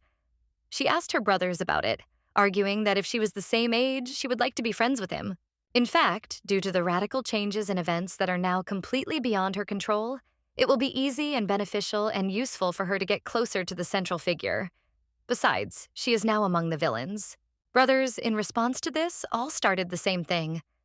Does she need more friends when she has such wonderful, cheerful, and caring them? Even Calix joined in, as if not wanting to share her with anyone. Cammy picked her up in his arms, saying that if she was bored with them, they would show her something fun. For this venture, they brought her to the wasteland, which was a very strange decision. In the middle of it stood a stone, huge, twice the height of a man. Aval, as if during a performance he showed how strong he was, the whole said, and then he simply clenched his fist, and in one breath, crushed that huge boulder into pieces. With the look of a hero, he began to expect praise from Rosetta, and her impressions of his power. The blessing that Aval received was physical strength that is tens of times greater than that of an ordinary person, and a strong body that is not harmed by poison or metal. In the novel, he destroyed many territories with his strength. After receiving the admiration, he scratched his head awkwardly, explaining that he just wanted to talk about his abilities since Rosetta was about to have her awakening ceremony. Cammy didn't believe a single word, but he also wanted to prove himself. His blessing is hard to use alone, but it's a pretty crowded place. As soon as he saw a random passerby and that one on the other side of the square, he called over to help. As soon as their eyes met, Cammy ordered the passerby to raise both hands and bend down, which the stranger did as if hypnotized. 3 steps forward and 2 back, then 5 forward again. He got carried away, sincerely showing off his skills. Camillen's blessing is the 1,000 eyes, which allows him to make anyone, be it an opponent or just a person passing by, do whatever he wants with just one look into their eyes. She was delighted by how easily and simply he used them. He could have shown her more, but this was enough. Rosetta just wanted him to tell the man to go on where he was going. A few years later, in the story, Camillen used his blessing to destroy the enemy forces, and he also separated the main characters. But the most serious thing was the fall of the Imperial family. It is a huge power, but there is one condition, which is also a limitation. It is the need to establish eye contact with the subject. To balance it out, its power does not work on people who have received protection or higher beings like Henriette. He let the man go, wishing him a good journey, who remained confused. Although there were knights and servants nearby, Cammy used the bridge of a passing stranger. But such were the subtleties of his ability. Trust between allies is important. And to use force, you have to be sure that no one knows about it. Use it without anyone guessing. He explained it in a conspiratorial whisper, and to Rosetta, it all made sense. When it was the younger one's turn, he refused. Returning from the tower, he took possession of her, but still did not want to show it, perhaps fearing that the heroine would be frightened. There are countless blessings that exist. Some are rare, and some are beyond the control of their owners. For such cases, there is a tower, a place that helps you manage your own blessing. If he has such a blessing, he may not want to use it since he is just learning how to use it. So she insisted that little brother does not have to do it if he does not want to. The topic immediately changed. He was unhappy with why she called him that, if she was the P here. In her sweetest voice, Rosetta suggested that she come up with a cute nickname for him, since he didn't like the one he had now. He sincerely relied on this turn of the conversation, but the other brothers were already unstoppable. Come to think of it, he was the only one who still didn't have a nickname. Due to the combination of unspoken names, it was difficult to come up with something suitable for his name. As a result, what came out was the laconic Siu. Aval and Camillon almost doubled over with laughter. This nickname wonderfully reflected the identity of the younger one. The knight informed them that the sun would soon set. They were surprised by how much time had passed and decided to stop by a toy store on the way home and buy some presents. The word slightly hid the huge towers of boxes with her gifts, each as tall as she was. The fact that it was not enough for the brothers impressed the girl. They asked her not to play with any strange children at the banquet, but to stay close to them. The brothers offered her among the shelves full of toys, completely different, from a polar bear to a carousel. Camillon and Calix argued which was better, a pink thing that suited Rosette, or a top that matched her eyes. At the sight of this picture, it was obvious that this was a long, drawn-out process. The girl asked the servant if there was a place where she could sit down. The woman replied that she had seen a place that looked like a restroom. She volunteered to escort the lady. Faina, in turn, went to inform the young gentleman about this and look for something to drink. Rosetta, with the virtuous maid, commented on the generosity of her brothers. It was not the opinion that they simply wanted to find something that would please her. The restroom was half dark. The girl didn't have time to come to her senses before she noticed an unfamiliar shadow right behind her. The next moment, her mouth was covered with a cloth. In the Duke's office, a conversation was taking place between Henriette and another Duke. On the panel, made with magic, was Eliodor's smiling face. He was saying that this time he would not be able to attend the banquet on the occasion of His Majesty's birthday. They had not seen each other for a long time, and he was sorry, but nothing could be done about it. Henriette seemed completely uninterested and cold during the conversation, which his interlocutor noted. They had such different characters. When he was looking for a place to leave his newborn Rosetta 7 years ago, among the options were 2 other duchies. But at that time, Eliodor spent more time on the battlefield than at home, and Duchess Bascal locked herself in her home, taking care of her family affairs. Although the three of them had known each other for a long time, at that time any connection between them was lost. That's why he decided to give his daughter to Count Saemund, who also had a daughter at the time, using his power. Thinking about it now, a lot of different thoughts came to his mind. Duke Eliodor had already received news that Henriette had found his lost daughter. He did not skimp on emotions, congratulating his friend with all his heart. Also in this tirade, he mentioned his son, her age, and was about to suggest something. But the second disconnected their connection. Suddenly, an assistant flew into the office like a tornado, and Camelon and Calix ran after him with a single message. From the other end of the corridor, they were shouting that Rosetta had disappeared. The girl woke up in a spacious wooden room that looked like a warehouse. Three unfamiliar figures stood further away, talking, fragments of which reached her in indecipherable combinations of symbols. She was bound hand and foot, as was the servant, Miley. The figures' conversations became clearer.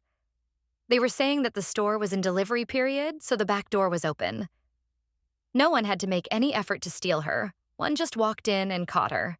They planned to ransom the girl, but their reasoning was limited because they had no idea what family she was from. They only looked at superficial signs, such as the presence of servants and her clothing, which told them she belonged to the nobility. All three approached her when they realized that the girl had come to her senses. Their faces were too self-confident, although at the root they were simply abducting random children from the store without much investigation, which could easily lead to a conflict on socio-political grounds. One of them was covered in soot and seemed to be taking the dominant position, while the others just chuckled and nodded at the side. He told her, even if she was scared, not to cry, as he hated noise. Rosetta, trying to somehow resolve the situation, asked to be released in exchange for her silence regarding them and their activities. Of course, this did not make much of an impression on the kidnappers, and her next phrase sounded like a threat. They had better quickly release the girl, after all, she is the daughter of the Duke of Hungary. The brothers reported to their father. According to the reports, she disappeared when one of the servants went to get water. Another servant disappeared with her, and someone said that someone similar to them was seen being dragged deep into the alley. Aval has taken guard and is searching the area, but there is no news yet. Camilon bows his head, fully admitting his guilt. They should have kept a better eye on their sister. Henriette cut short their self-justification, as he called it, and ordered his assistant to contact the palace and let them mobilize the Imperial army, with the Duke personally commanding it. If someone were to find him before him, let them bring him alive. The kidnapper could be barely alive. It makes no difference at all. He gave this order as he walked, putting on his cloak. The assistant thought that whoever it was, he should die before falling into the Duke's hands. Rosetta's words about her true origin made the three men laugh. They thought it was just a trick to trick them. Playing theatrical sympathy, their leader told the others, as if seeking support, that they miraculously knew about only 3 sons of the Duke. There was no talk of any girl. This meant that no one knew about her except the aristocracy of the capital. The mood of one of them immediately changed. Tired of unnecessary objections from their victim, the 3 left to report their catch to their boss. Already at the door, they threw out a few phrases about how if she really was the daughter of some particularly cautious aristocrat, the situation could take a dangerous turn. In that case, they should shut her up and kill her. After that, Rosetta realized that the truth was even more dangerous in her situation than the version the criminals believed. There were no options left. She called Kian. He immediately appeared. This time, he crawled out of her own shadow. He was back in that helpful pose, slightly leaning forward, his feet in the precise position of a proper crown prince, his hand outstretched. He was ready to help her. It was just a question of how she wanted him to do it. The streets of the city were filled with crowds of knights and other guards, which disturbed the ordinary citizens. Several people who were under suspicion were tied up, and Camelin hovered over them, interrogating them using his powers. As expected, the kidnappers were quickly overtaken by a wave of information about how the entire city was being combed. The main one wanted to take the girl first, still not fully believing her words. He was in the place where she had previously sat near the boxes. There was only emptiness. Kian carried her somewhere, deep into the voluminous flower beds that stretched for many hectares into the distance. The Imperial garden. He showed up quickly, so she was not harmed. At the same time, he wondered, wouldn't it be better to just kill everyone? Then they would have had problems, since Rosetta would have been the last one with them before they died. But in that case, he could just do everything carefully, leaving no trace. Although she simply did not like it when people ran away, she told the boy that he simply should not do it, explaining it with a vague, "It will be better this way." She then demanded that the shadows and her servant Meili stand up straight. Kian's response was an emotionless regret that he had swallowed her, unfortunately and by accident. Rosetta didn't know if it was true or if it was his stupid joke, but she was still inclined to the latter, which made her cry. The boy immediately apologized and wiped the moisture off her face with his fingertips, explaining that if the servant saw him, it would be a problem, so it would be better if she remained unconscious for a little while longer. As an apology, he offered to show her something nice.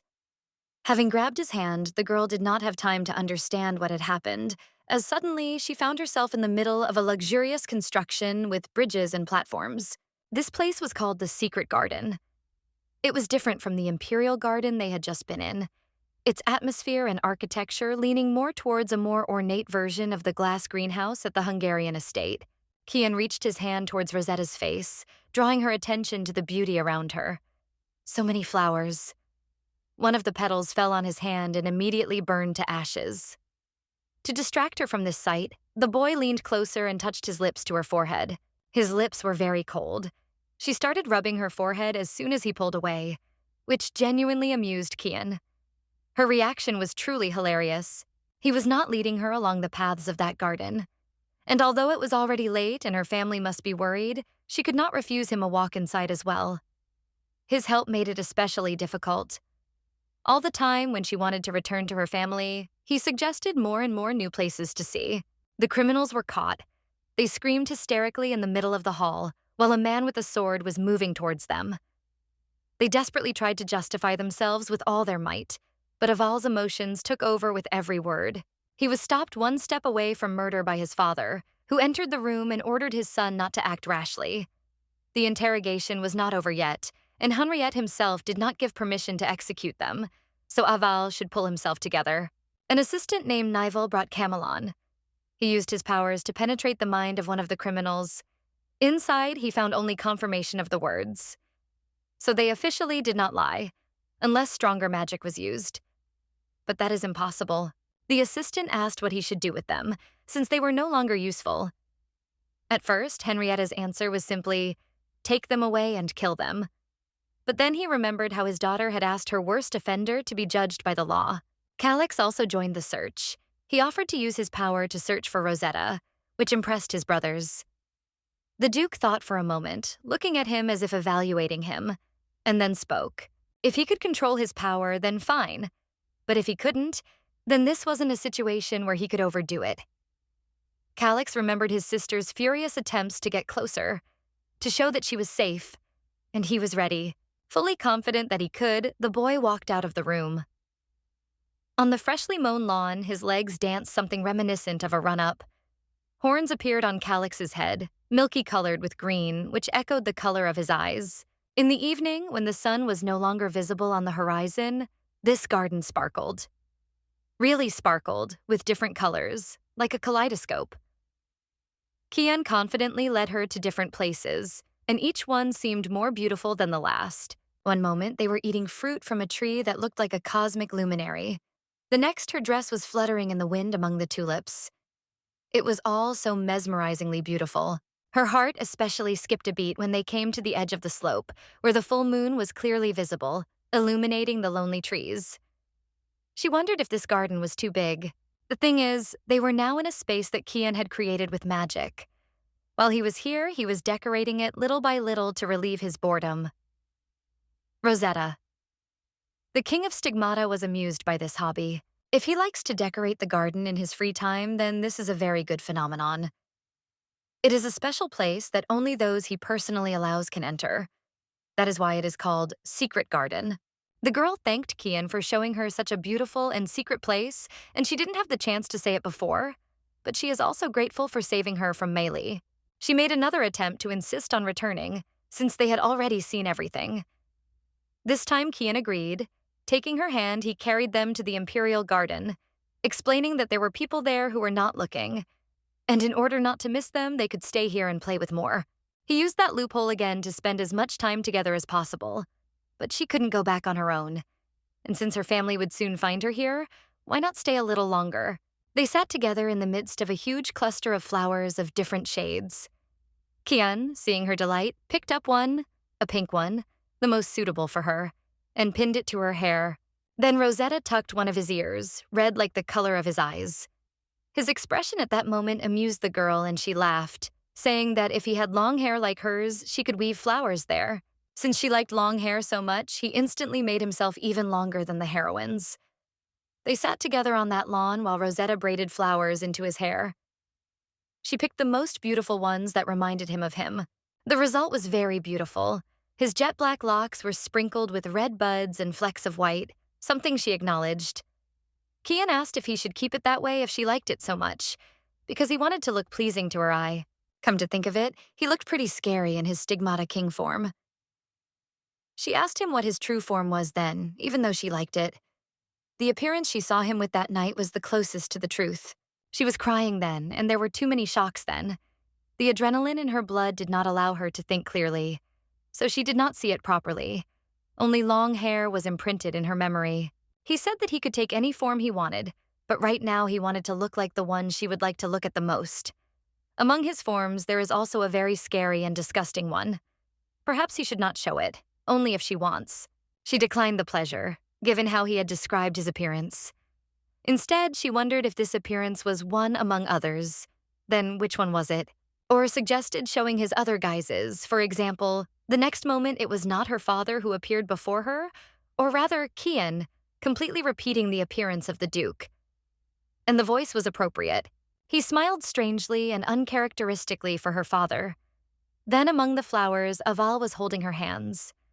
When she met him, he was in the form of Kian, and she thought of him only as Kian, that boy with black hair.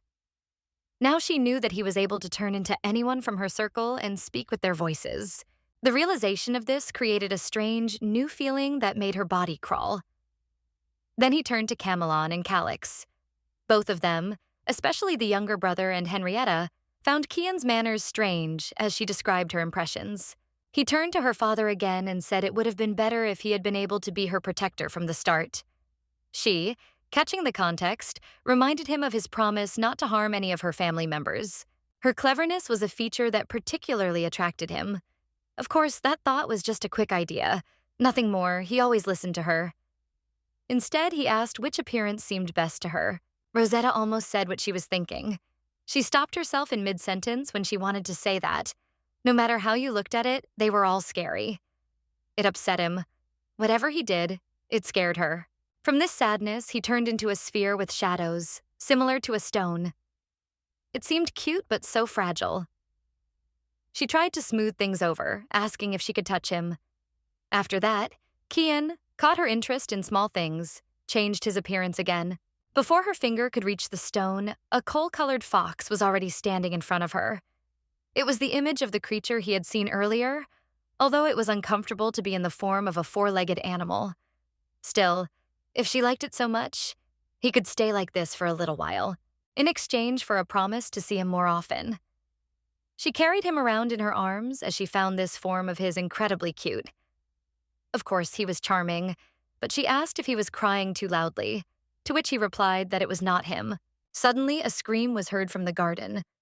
Someone was announcing a discovery, people were coming out of the building further down the path, and something big was sitting on the roof. She managed to get scared because it looked like Stigmata, but Kian calmed her down, because these were not demons, but people who came for her.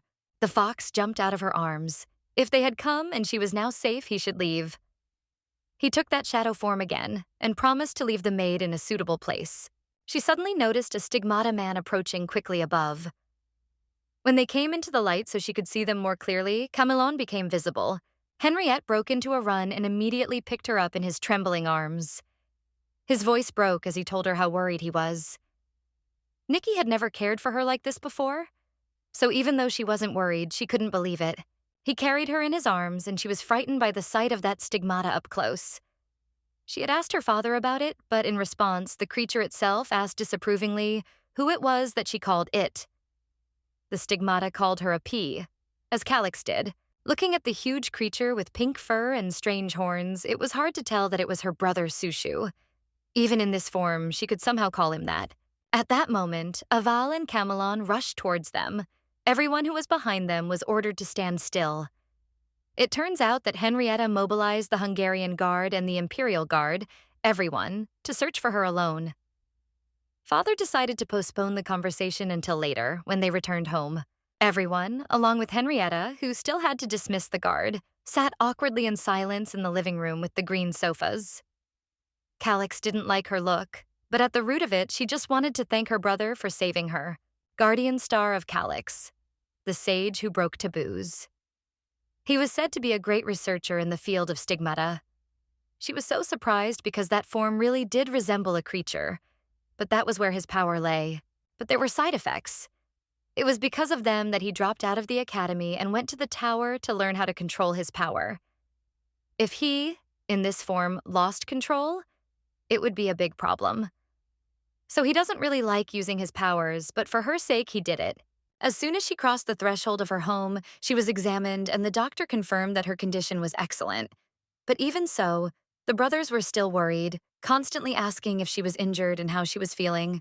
Henriette entered, sat at the head of the table, and informed her that her maid, Meili, had recently been found unconscious near the palace. This made Rosetta feel better, although it wasn't that she didn't trust Kian. She was asked what had happened that day, a question that confused her, because if she kept silent about Kiana, there would be nothing to tell at all. She started the story from that moment in the toy store, but then she had to lie that she didn't remember anything. Although she was ashamed of it, there was no other way out now. Henriette just leaned closer and said that he was just glad she was okay. He added that if he hadn't been able to find her, he would have simply destroyed the entire capital. He put this mistake entirely on himself. His daughter found herself unaccompanied in such narrow streets. From now on, she is not allowed to leave without his accompaniment, and if she leaves the residence, she will be followed by at least 2 people from the servants and guards. He addressed his brothers next, calling each one by name. Although they had the power to protect themselves, Rosetta was a child who had not yet received her blessing. They must protect her without a wink of an eye. Rosie personally, but Henriette continued, forbidding them to wander around the capital without his accompaniment. The girl rarely saw her father truly angry, and now she thought she had big problems, but he just scolded her a little. Kidnapping was a big deal. But now, in the midst of it all, she felt like they were a real family, without the tense atmosphere that always reigned between its members. And this feeling was strangely pleasant. She and her brothers did not attend the Emperor's birthday banquet, as they needed rest. But Rosetta's birthday party would go ahead as planned, so she was told to gather her strength. Everyone was so worried, so she almost always lay in bed for 2 days before her birthday. That day, the table was set in a special way, and from the very morning only greetings with the holiday were heard. Faina led her into the room, which today was jam-packed with boxes. All these mountains were her gifts. They were sorted. One pile contained the gifts sent by the aristocrats from the capital. Another pile contained those from the servants. Henriette left his in the heroine's room. There was such a commotion around that the servant promised to check the rights to the residence and the store later. The brothers appeared in their pajamas. They asked if they should bring their gifts now. Aval was focused on real estate, and his surprise was very similar to his father's. And Camelon, in turn, bought a huge number of dolls and drawing materials. Calix looked the same as usual. He informed her that in addition to the gifts he had left in her room, there was also a cart and a pony. He said this in a casual tone, as if he just wanted to make sure she knew about it. She wanted to open the presents, but today was the banquet, which she had completely forgotten about. And since this was her first event of this kind, the preparations could take a lot of time. But there was nothing to worry about. The servants asked her to rely on them in this. Towards evening, the whole family arrived at the Imperial Palace, which was already full of people in colorful, luxurious attire. Rosetta was worried about what she should do in the midst of all this and how to behave. Henrietta's answer was simple. At the banquet or elsewhere, she was free to do whatever she wanted. Not only did this day belong entirely to her, but she was also the daughter of the Hungarian family, and could always do whatever she wanted. A voice announced the arrival of the Duke of Hungary and his family. Everyone was dressed in the same colors, as was usual for such celebrations. The older brothers walked with smiles, looking into the eyes of others around them, and only the youngest showed disdain with his whole appearance. The guests around, especially the ladies, were intensely discussing the nailed sons of the Duke of Hungary, and then turned their attention to his daughter, whom they saw for the first time in most cases. Rosetta, this evening, was dressed in a dress of the same red and white colors as her family. The sleeves were short, and the corset made her silhouette incredibly graceful. Her hair was braided on top, and around her neck was a massive necklace, as the maids promised she never regretted relying on them. Kabulit Hall overcrowded with guests. Everything glittered around, from the crystal chandeliers to the water in the fountain against the backdrop of a ticketless golden ornament. Various people, unknown to her, approached the Duke. They praised how his sons had grown up, how brilliant the young lady was, and idle talk about political affairs. The bodies that were approaching unconsciously and forming a circle, twice the height of the girl, frightened her with the crush they were causing. Henrietta calmly cut them off, ordering everyone to move away and not cause his daughter discomfort. Whispers immediately spread throughout the hall that the rumors were true. The Duke of Hungary really did care about his child, although some still doubted whether he was pretending. The topic of how he had personally named her the Summer Rose was even brought up. Everyone agreed that he had no need to pretend in front of them, so they began to remark out loud on the girl's nobility. Someone said that if she were his daughter, he would be worried about taking her outside the house. Compliments poured in from all sides, sometimes even too cloying and hyperbolic. Although Rosetta liked to hear such flattering words, she still understood that they were only meant to appease Henrietta. He detachedly commented on their behavior with too much obviousness from words. Anyone with eyes will see what they so fiercely praise. This only caused a new wave of admiration, now almost poetic, which broke out on the heather. Aval stood up for her, amidst all this shouting, asking everyone to make things more comfortable for her. Her sister, still little, and also for the first time in such a place. So he asked to leave unnecessary talk for the adults. Even though they were telling the truth, it seemed to him that Rosetta was uncomfortable with such attention. He reminded her that if someone bothered her, she just had to tell him about it, and her brother would rid the girls of the bottom. Millie's brother ran up. She asked where he had gone, to which he reminded her how he had promised to introduce her to his classmates from the academy. Behind him stood two boys who immediately complimented her, as they had in the past. But there was a catch to this. Camelon, radiating light, asked them if his Rosie was beautiful, to which they obediently nodded, assenting to how lovely she was. It became obvious that he was using his powers, which shocked her. How could he do it in such a situation? Calix came up and started complaining about how everyone around him was acting like fools. That girl in the yellow dress said that Rosetta was like a fairy. Count Nelson, they say, was going to give her a yacht, and that Brunette said he would protect her with his strength. It was strange that he remembered all of this. The music started playing, and people started dancing. A voice announced that His Majesty the Emperor and the Crown Prince were entering. They were together in expensive uniforms that emphasized their position in the political hierarchy. While his father was exchanging a few words with the guests, Kian noticed her in the crowd. As soon as their eyes met, he smiled, and it was obvious that he was happy to see her. The Emperor stood near the fountain in the most visible place to deliver the speech that would open the evening. He thanked all the guests for their presence. They were gathered here for the sake of the one who had stayed with him for a long time, for the sake of the Duke of Hungary and his daughter. He expressed his sincere congratulations on the 7th birthday of the young Mrs. Hungary. After these words, the entire hall was filled with clapping and greetings. From her brothers and father, she heard most clearly. After a moment of confusion, she felt much better. So many people congratulated her. Rosetta was much, much happier than she could have imagined. Suddenly, the thought occurred to her whether the main character and heroine of the novel had come. For the girl's life to be peaceful, these two must be happy. So, wishing herself strength, she went to look for them. But, as expected, none of the two came. While she was carefully studying the crowd, half hiding behind the door, her brothers appeared behind her, asking what she was doing now and constantly looking around, because if she was looking for someone, they could help. She made an excuse saying she just wanted to make friends with someone, only then remembered that her brothers didn't like it. Rosetta immediately corrected herself, to be more precise. Of course she wanted to play with them, but she didn't want to disturb them while they were talking to other people. This, of course, immediately attracted their attention to her. But then Camelon asked a difficult question about which of the brothers she liked the most, which left her stumped. Aval, at first, tried to reproach his brother for such a question, but he himself was curious about the answer. It's like the golden apple of Eris from Greek mythology. The one who was given the apple would perceive it as a gift, and the rest would curse and hate. The brothers, of course, wouldn't do that. But still, the question was too provocative of conflicts. The one who didn't get the apple would be upset, and besides, the legend ended in war.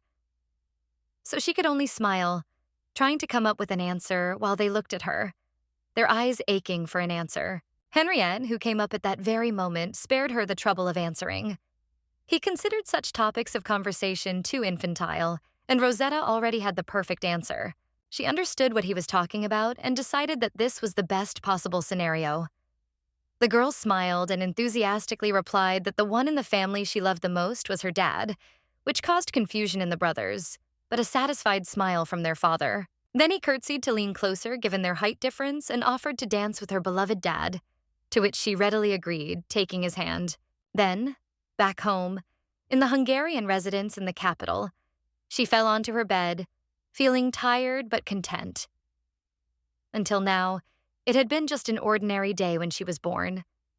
In her memories, there was only a kitchen in the semi-darkness and a single piece of cake. Suddenly, sounds were heard outside the window, which were strange considering that the room was on the 3rd floor. Someone was knocking on the glass who called himself a friend of Rosetta. She immediately realized that it was Ken, and so it turned out. They hadn't been able to talk at the banquet, and today was her birthday. So he also prepared a gift and asked her to close her eyes for a minute. At first she hesitated, but remembered that she had promised to trust him as a friend and closed her eyes. A moment after he had allowed her to open them, they were standing together again in the middle of the secret garden where they had been last time. This time they were on a platform, in the night, although it was light enough. Ken curtsied and asked her to dance. She took his hand and he twirled her around surprisingly fast, holding her waist to keep her safe. Rosetta soon got into the rhythm and was really enjoying herself as they danced. It hadn't been her expectation that he could dance so well, but Ken was only too happy that she liked it. The girl, chuckling, asked if dancing was the gift he had spoken of. With a soapy answer, perhaps, he pressed his lips to her forehead. At first, she did not understand what had happened, but then smoke began to pour from the place of the kiss. Ken calmly said that since she liked this garden so much, it was her gift. Now she could come here whenever she wanted, anytime. It gave her everything. Moonlight, sunlight, starlight, time in this place, and everything else that was here. This impressed Rosetta, and before she could come out of her stupor and answer, they were back in her room. The boy was sitting on her windowsill again, in the open window, and asked her if she liked it. The girl didn't know if she could accept it, but Ken convinced her that she could use that garden as she pleased. And then he congratulated her on her birthday again, wished her sweet dreams, and promised to meet later. He hovered in that window, his hair fluttering in the wind for a moment before he disappeared again, barely having time to thank him for it, leaving behind only a red aura, which this time resembled a soft crimson. Rosetta lay back down on the bed, trying to sleep. The only light in the room was the nightlight, and the impressions of the day had not yet evaporated. For the first time, she thought about how sad it was when birthdays ended. A couple of days later, the festival in the capital also ended. The kidnapping case was also resolved. They say that Henriette changed the entire system of law and order in the capital. All that remains is to return to the duchy. Camilo was asking if Rosetta was taking good care of his gift while the servants were busy with the suitcases. Henriette was telling an assistant off to the side to contact a certain person, as he wanted to stop by the tower on his way home. In the south of the duchy, there is a star tower, a link between people and the guardian stars. There are several of them in the empire, and the one Henriette spoke of is one of them. The Hungarian family arrived at their destination by carriage. There they were met by men in cloaks, wearing identical brooches of a hexagonal star. The same one was on the staff of a woman who stood slightly in front of them, as if leading them. The Duke said that they were going to go to the room with the source, and Calix should go and check the condition of his body for the appearance of any side effects from using the force in his body. The boy tried to convince his father that he was fine, but the Guardian's power was not always easily absorbed by humans. He had previously had difficulty using the blessing, so he needed to be convinced. He was still opposed to this outcome of events, and a woman with a staff intervened, convincing Calix that they had already prepared everything. Therefore, it would not take much time. He reluctantly agreed to this and followed the woman. Rosetta also noticed his reluctance because it all looked so much like some kind of examination at the doctor. Henriette announced once more that they were going to the room with the source. He asked the girl if she should prepare a separate room. That room is the place where one can contact one's guardian star. That is, not intended for a child who had not yet received his blessing. In exchange for this, she wanted to go look around inside the tower, asking her father about it, promising that she would go with servants and guards. But she had no idea that things would go so far. There were far more people assigned to her than necessary. There were also conditions: not to go outside the building, and if something happens, to immediately contact the Duke. Apparently, this is the result of the kidnapping. Rosetta walked through the high-ceilinged corridors. She showed Faina the fancy lamps, the light source of which were crystals placed in spirals. The tower is connected to all the guardian stars, but they also have a leader. He is called the Sun King, the one who is the guardian star of the main character of the novel. The girl came across his statue, a man with a spear in his hand and dressed in armor. She asked Faina to bring the flowers that were given to her and place them at the foot of the sculpture. There is no god in this world. Guardian stars are seers who lived in the past. There are an incurable number of them, completely different in appearance and abilities. Now, all the worship customs of the distant past are gone. Apparently, the reason lies in the worldview. Rosetta folded her hands in a prayerful gesture and asked for their leader, health and happiness for all members of her family. As they were about to leave, a scream made her turn around, asking her to stand. The next moment, a shock of blonde hair knocked her to the ground, falling with her. A voice was heard addressed to the boy whose name was Lucian. He was being reproached for having been asked not to run. He guiltily raised his blue eyes, asking for forgiveness. Duke Ivorcan was heading towards them, Eljador and his retinue. He made the boy, who was obviously the main character, apologize, and he lowered his head in all sincerity, admitting his guilt. Then he offered Rosetta his hand to get up. Until now, she had only met the villain and his sons, the villain who beat him with a servant and the king of Stigmata. After that, when she met the main character, she felt something strange. Henriette immediately came in at the cry. As soon as Ivorcan saw him, he immediately cheered up, a smile spread across his face with all his teeth. But she had never seen the Duke with such a strongly rolled-up eye and an irritated expression on his face. He immediately, ignoring his old friend, turned around, saying that they had already finished their business, so it was time to go back. But Ivorcan followed him, saying that seeing this indifference, he knew for sure that he had not imagined it. He kept insisting that it had been 10 years since they had last seen each other face to face, without the use of magic or letters. At a time like this, it was worth at least communicating. Then Henrietta's children came into his field of vision. He remembers Aval as a small child. He has grown so much during this time. Ivorcan continued that he heard he was suspended and believes that after this rest, he will show even more outstanding abilities. Even Rosetta noticed how loud and talkative the Duke was. He never stopped talking, although he never received answers that contained half the number of words that he managed to use himself. The main character in all this fuss carefully approached her, trying to get acquainted. He introduced himself as Lucian, and he was 6 years old, which he showed on his fingers. When the girl introduced herself, he shook her hand with all his might, laughing at the fact that she was a year older. This idyll was interrupted by Calix, who removed his hands and asked him what he was doing. It was clear from his eyes that Lucian was upset. The hero she created was different. In the novel, the protagonist is emotionless, silent, and cold. Even the shades of clothing he preferred emphasized this. When he became the new leader of the Royal Knights, those belonging to this organization split into 2 camps. Some supported Lucian, who opposed Aval, and others supported Aval himself. Of course, we are talking about the future, and the character may change considering that now he is only a 6-year-old child, but there was another feature that was striking. The girl could not understand whether she prescribed golden pupils for him. Ivorcan then circled around Henrietta, reproaching him for not being like that, despite the fact that the Duke's face did not change in any way from that indifferent expression. He called their meeting fate and said that on occasion he would invite him to visit. Henrietta simply replied indifferently that he could do as he wished. As a result, everyone who rode with him in the carriage suffered from splitting headaches after not having even 1 second of silence. He went on and on about how after the birth of their son, his wife saw the Sun King in a dream. It was such a momentous event that he traveled all over the world in a week and organized a huge festival. It was a pity he couldn't invite his friend. Of the three dukes, he had the most energetic personality. It was a characteristic she wrote into the novel, but it seemed like he was even too energetic. Perhaps it had something to do with his ability. Lucien pulled Rosette by her clothes, calling her sister. At the same time, the faces of the non-brothers were such that they could easily frighten this child. She remembered all their words, that she did not need anyone except them.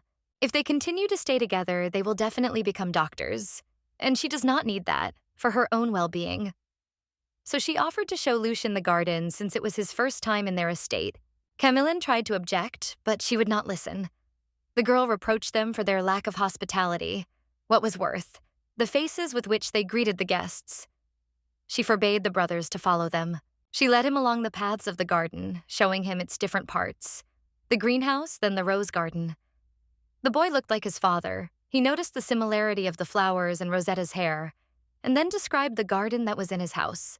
She wondered if she should befriend him, given all the future developments of the plot. The basis for this friendship in words was the friendly relations between their fathers.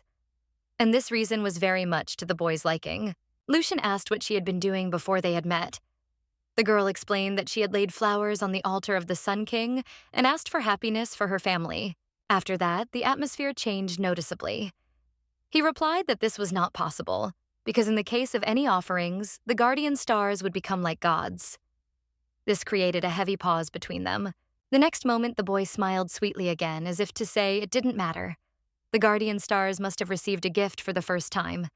They would probably be happy about it. Rosetta was still surprised that he knew who the gods were. Lucien explained that his father had told him about it. 1,000 years ago, such beings called gods lived, but now they are gone. Well, if he is Duke Eljador, then he should definitely know that the holy places, the faith, the divinity, and the people who believed in it all disappeared. According to him, they fell, losing their name. Only the curse remained. Kian grabbed her from behind by the arm without his usual mischievous expression on his face. Now his eyes were narrowed and he looked at Lucien, who sincerely did not understand what was happening. He pulled her hand again, to which Lucien reacted negatively. He introduced himself as her friend and almost angrily said not to interfere with their game, to which Kian also angrily responded not to make him laugh. Rosetta found herself between two opposing sides. Two boys grabbed her hands from different sides, wanting her to play only with them. Lucien made a lunge, saying that the little sister should be bigger. How about the crown prince let her go? Kian did not fall for such tricks, but the duke's son did not calm down. She didn't understand, since they knew each other, what was the problem with calming down and talking. Having lost the last drops of patience, the girl pulled her hands away from his, raising her voice at them. It was painful and uncomfortable. The two of them immediately started apologizing for the pain they caused. Even though they tried to adjust the strength so that this wouldn't happen, the boys looked really guilty. Rosetta agreed to forget about it, but they should apologize to each other and make peace. This statement puzzled them, but she was not interested in it. In detail, they needed to shake hands, hug, and say, "Sorry, friend." Of course, they were not eager to do it, but the girl's words that otherwise she would not play with them were convincing enough. Everything happened in a matter of seconds, and the hugs did not last even a quarter of a unit of time. Of course, everything was not as it should be, but the main thing is that the two of them reigned consensus. Rosetta's brothers arrived there, and the servants told them that there was someone fighting with her. Aval apologized for not noticing the crown prince earlier, but his next words sounded like a full-fledged threat. Although syntactically, it was only a question about whether it was possible that the disorder was because of him. The girl was amazed that they could speak so informally. Camelon embraced her, unceremoniously demanding to confess who exactly had offended her. And Calix commented on the problems that arose with the presence of the prince. Henriette appeared as if to save them. He assessed the situation and dispersed them. He took Rosetta away under the pretext that she should personally introduce herself to the Duke. The crown prince must be tired from the journey, and the rest were obliged to give the guest a tour. And now she was sitting in complete peace, eating delicious cakes in the company of the dukes. In that situation, it was the right decision to let them go. Otherwise, the tension would not be alleviated. But then she should talk to Kian about it. Ivorkana was pleased with her appetite and asked if it was tasty. In response, the girl offered him to try it, which was a touching manifestation of her caring nature. which he appreciated. He had heard rumors, but in real life, it was even more surprising. He couldn't believe that Harriet cared about her like that. And he didn't even deny it, which made the Duke laugh right in his face and the other hide his irritation in a mug of tea. But the more Iverkin looked at her, the more she became like... And at this word, Henriette interrupted him, asking him not to talk nonsense. But what was the stupidity in how much his daughter resembled his wife, her mother? In the novel that Rosetta wrote, there was no one but 4 rich duchies. The only thing that was known about the Duke's wife was her death. The way she died 7 years ago. There were no people inside the duchy who spoke of her, only quiet whispers about the mournful needs of her death, which quickly outlived themselves and ceased. She was curious to know what kind of person her mother was, and Iverkin noticed this interest. Despite Henrietta's reproaches, he only smiled and began his story. Her mother was their dear friend. They were close to the academy, and she was like a fairy there. Luxurious, like a summer rose. Bright, like a spring ray of light. Truly a fairy. It was once said that one of these was caught in the forest of Albandel, and because of this, even the king of the fairies himself invaded the academy. The story was strange, but at the time, everyone was interested. Iverkin suddenly gave out information that completely destroyed the girl's idea of her mother as a model of tenderness. The thing was that she once came having caught a stigmata. Harriet had already covered his face with his hand, emitting waves of discomfort. His wife, it turned out, was called a fairy because she always got into situations like this, as if she was only thinking about how to do something bad to her today. But even so, no one could deny that she was a genius. She had shocked all her teachers by finishing her dissertation at such a young age, and there were rumors that Harriet had helped her with it even then. Hungarian interrupted him, almost smoking, which made Iverkin stop, but he said to Rosetta for show, like, that's how it is. But because of her father, he can't tell her more. The girl immediately left the hall, alone, as they wanted to talk in private.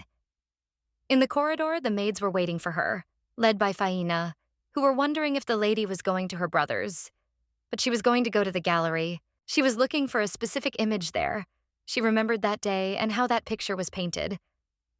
The whole family was posing for the artist. Someone was unhappy with how long they had to stand. Someone teased another that his hair was sticking out. Recently, a portrait of the Hungarian family was painted, with all its members at that moment. The girl asked where they put the one that was hanging there before, but it was simply rehung. On that canvas were the Duke's sons as children and the living Duchess. Rosetta asked the maids how her mother had died. It was obviously a sensitive topic. They immediately began to turn her attention to the bow that had gone askew, the new shoes, the feeling after the journey, but she insisted. To be honest, she had heard rumors in Seaman County that the Duke had personally killed his wife. The maids had reacted immediately, insisting that it was an ugly slander and how Henrietta loved the Duchess. She also thought it was unrealistic, but she had to make sure.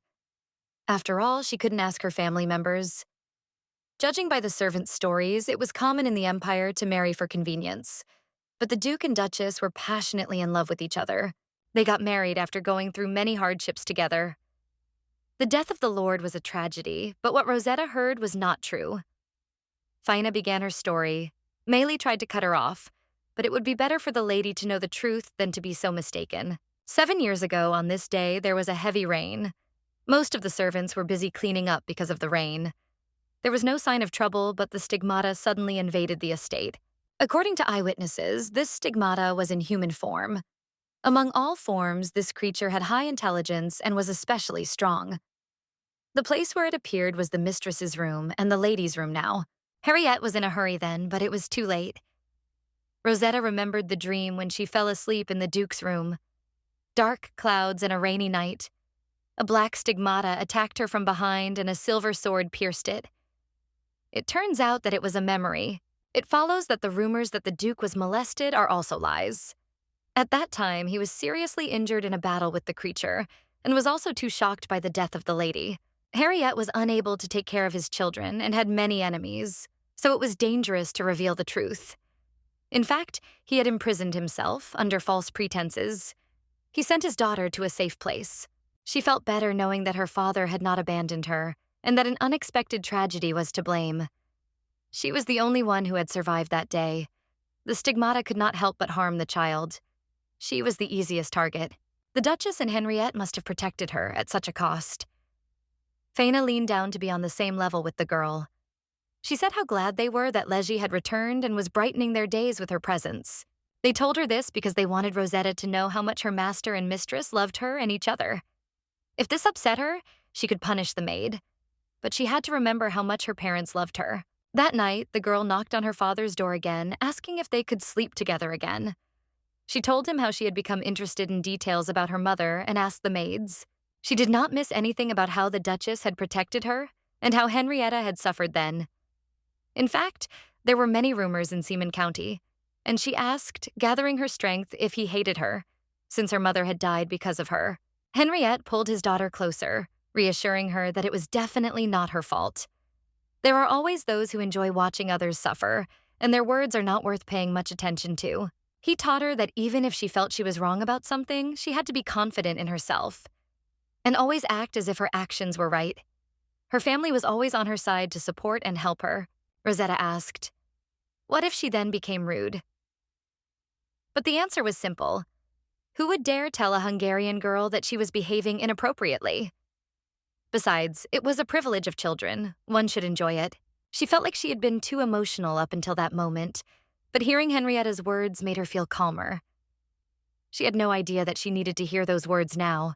Henriette then told her to go to bed, saying that going to bed late was bad for her health.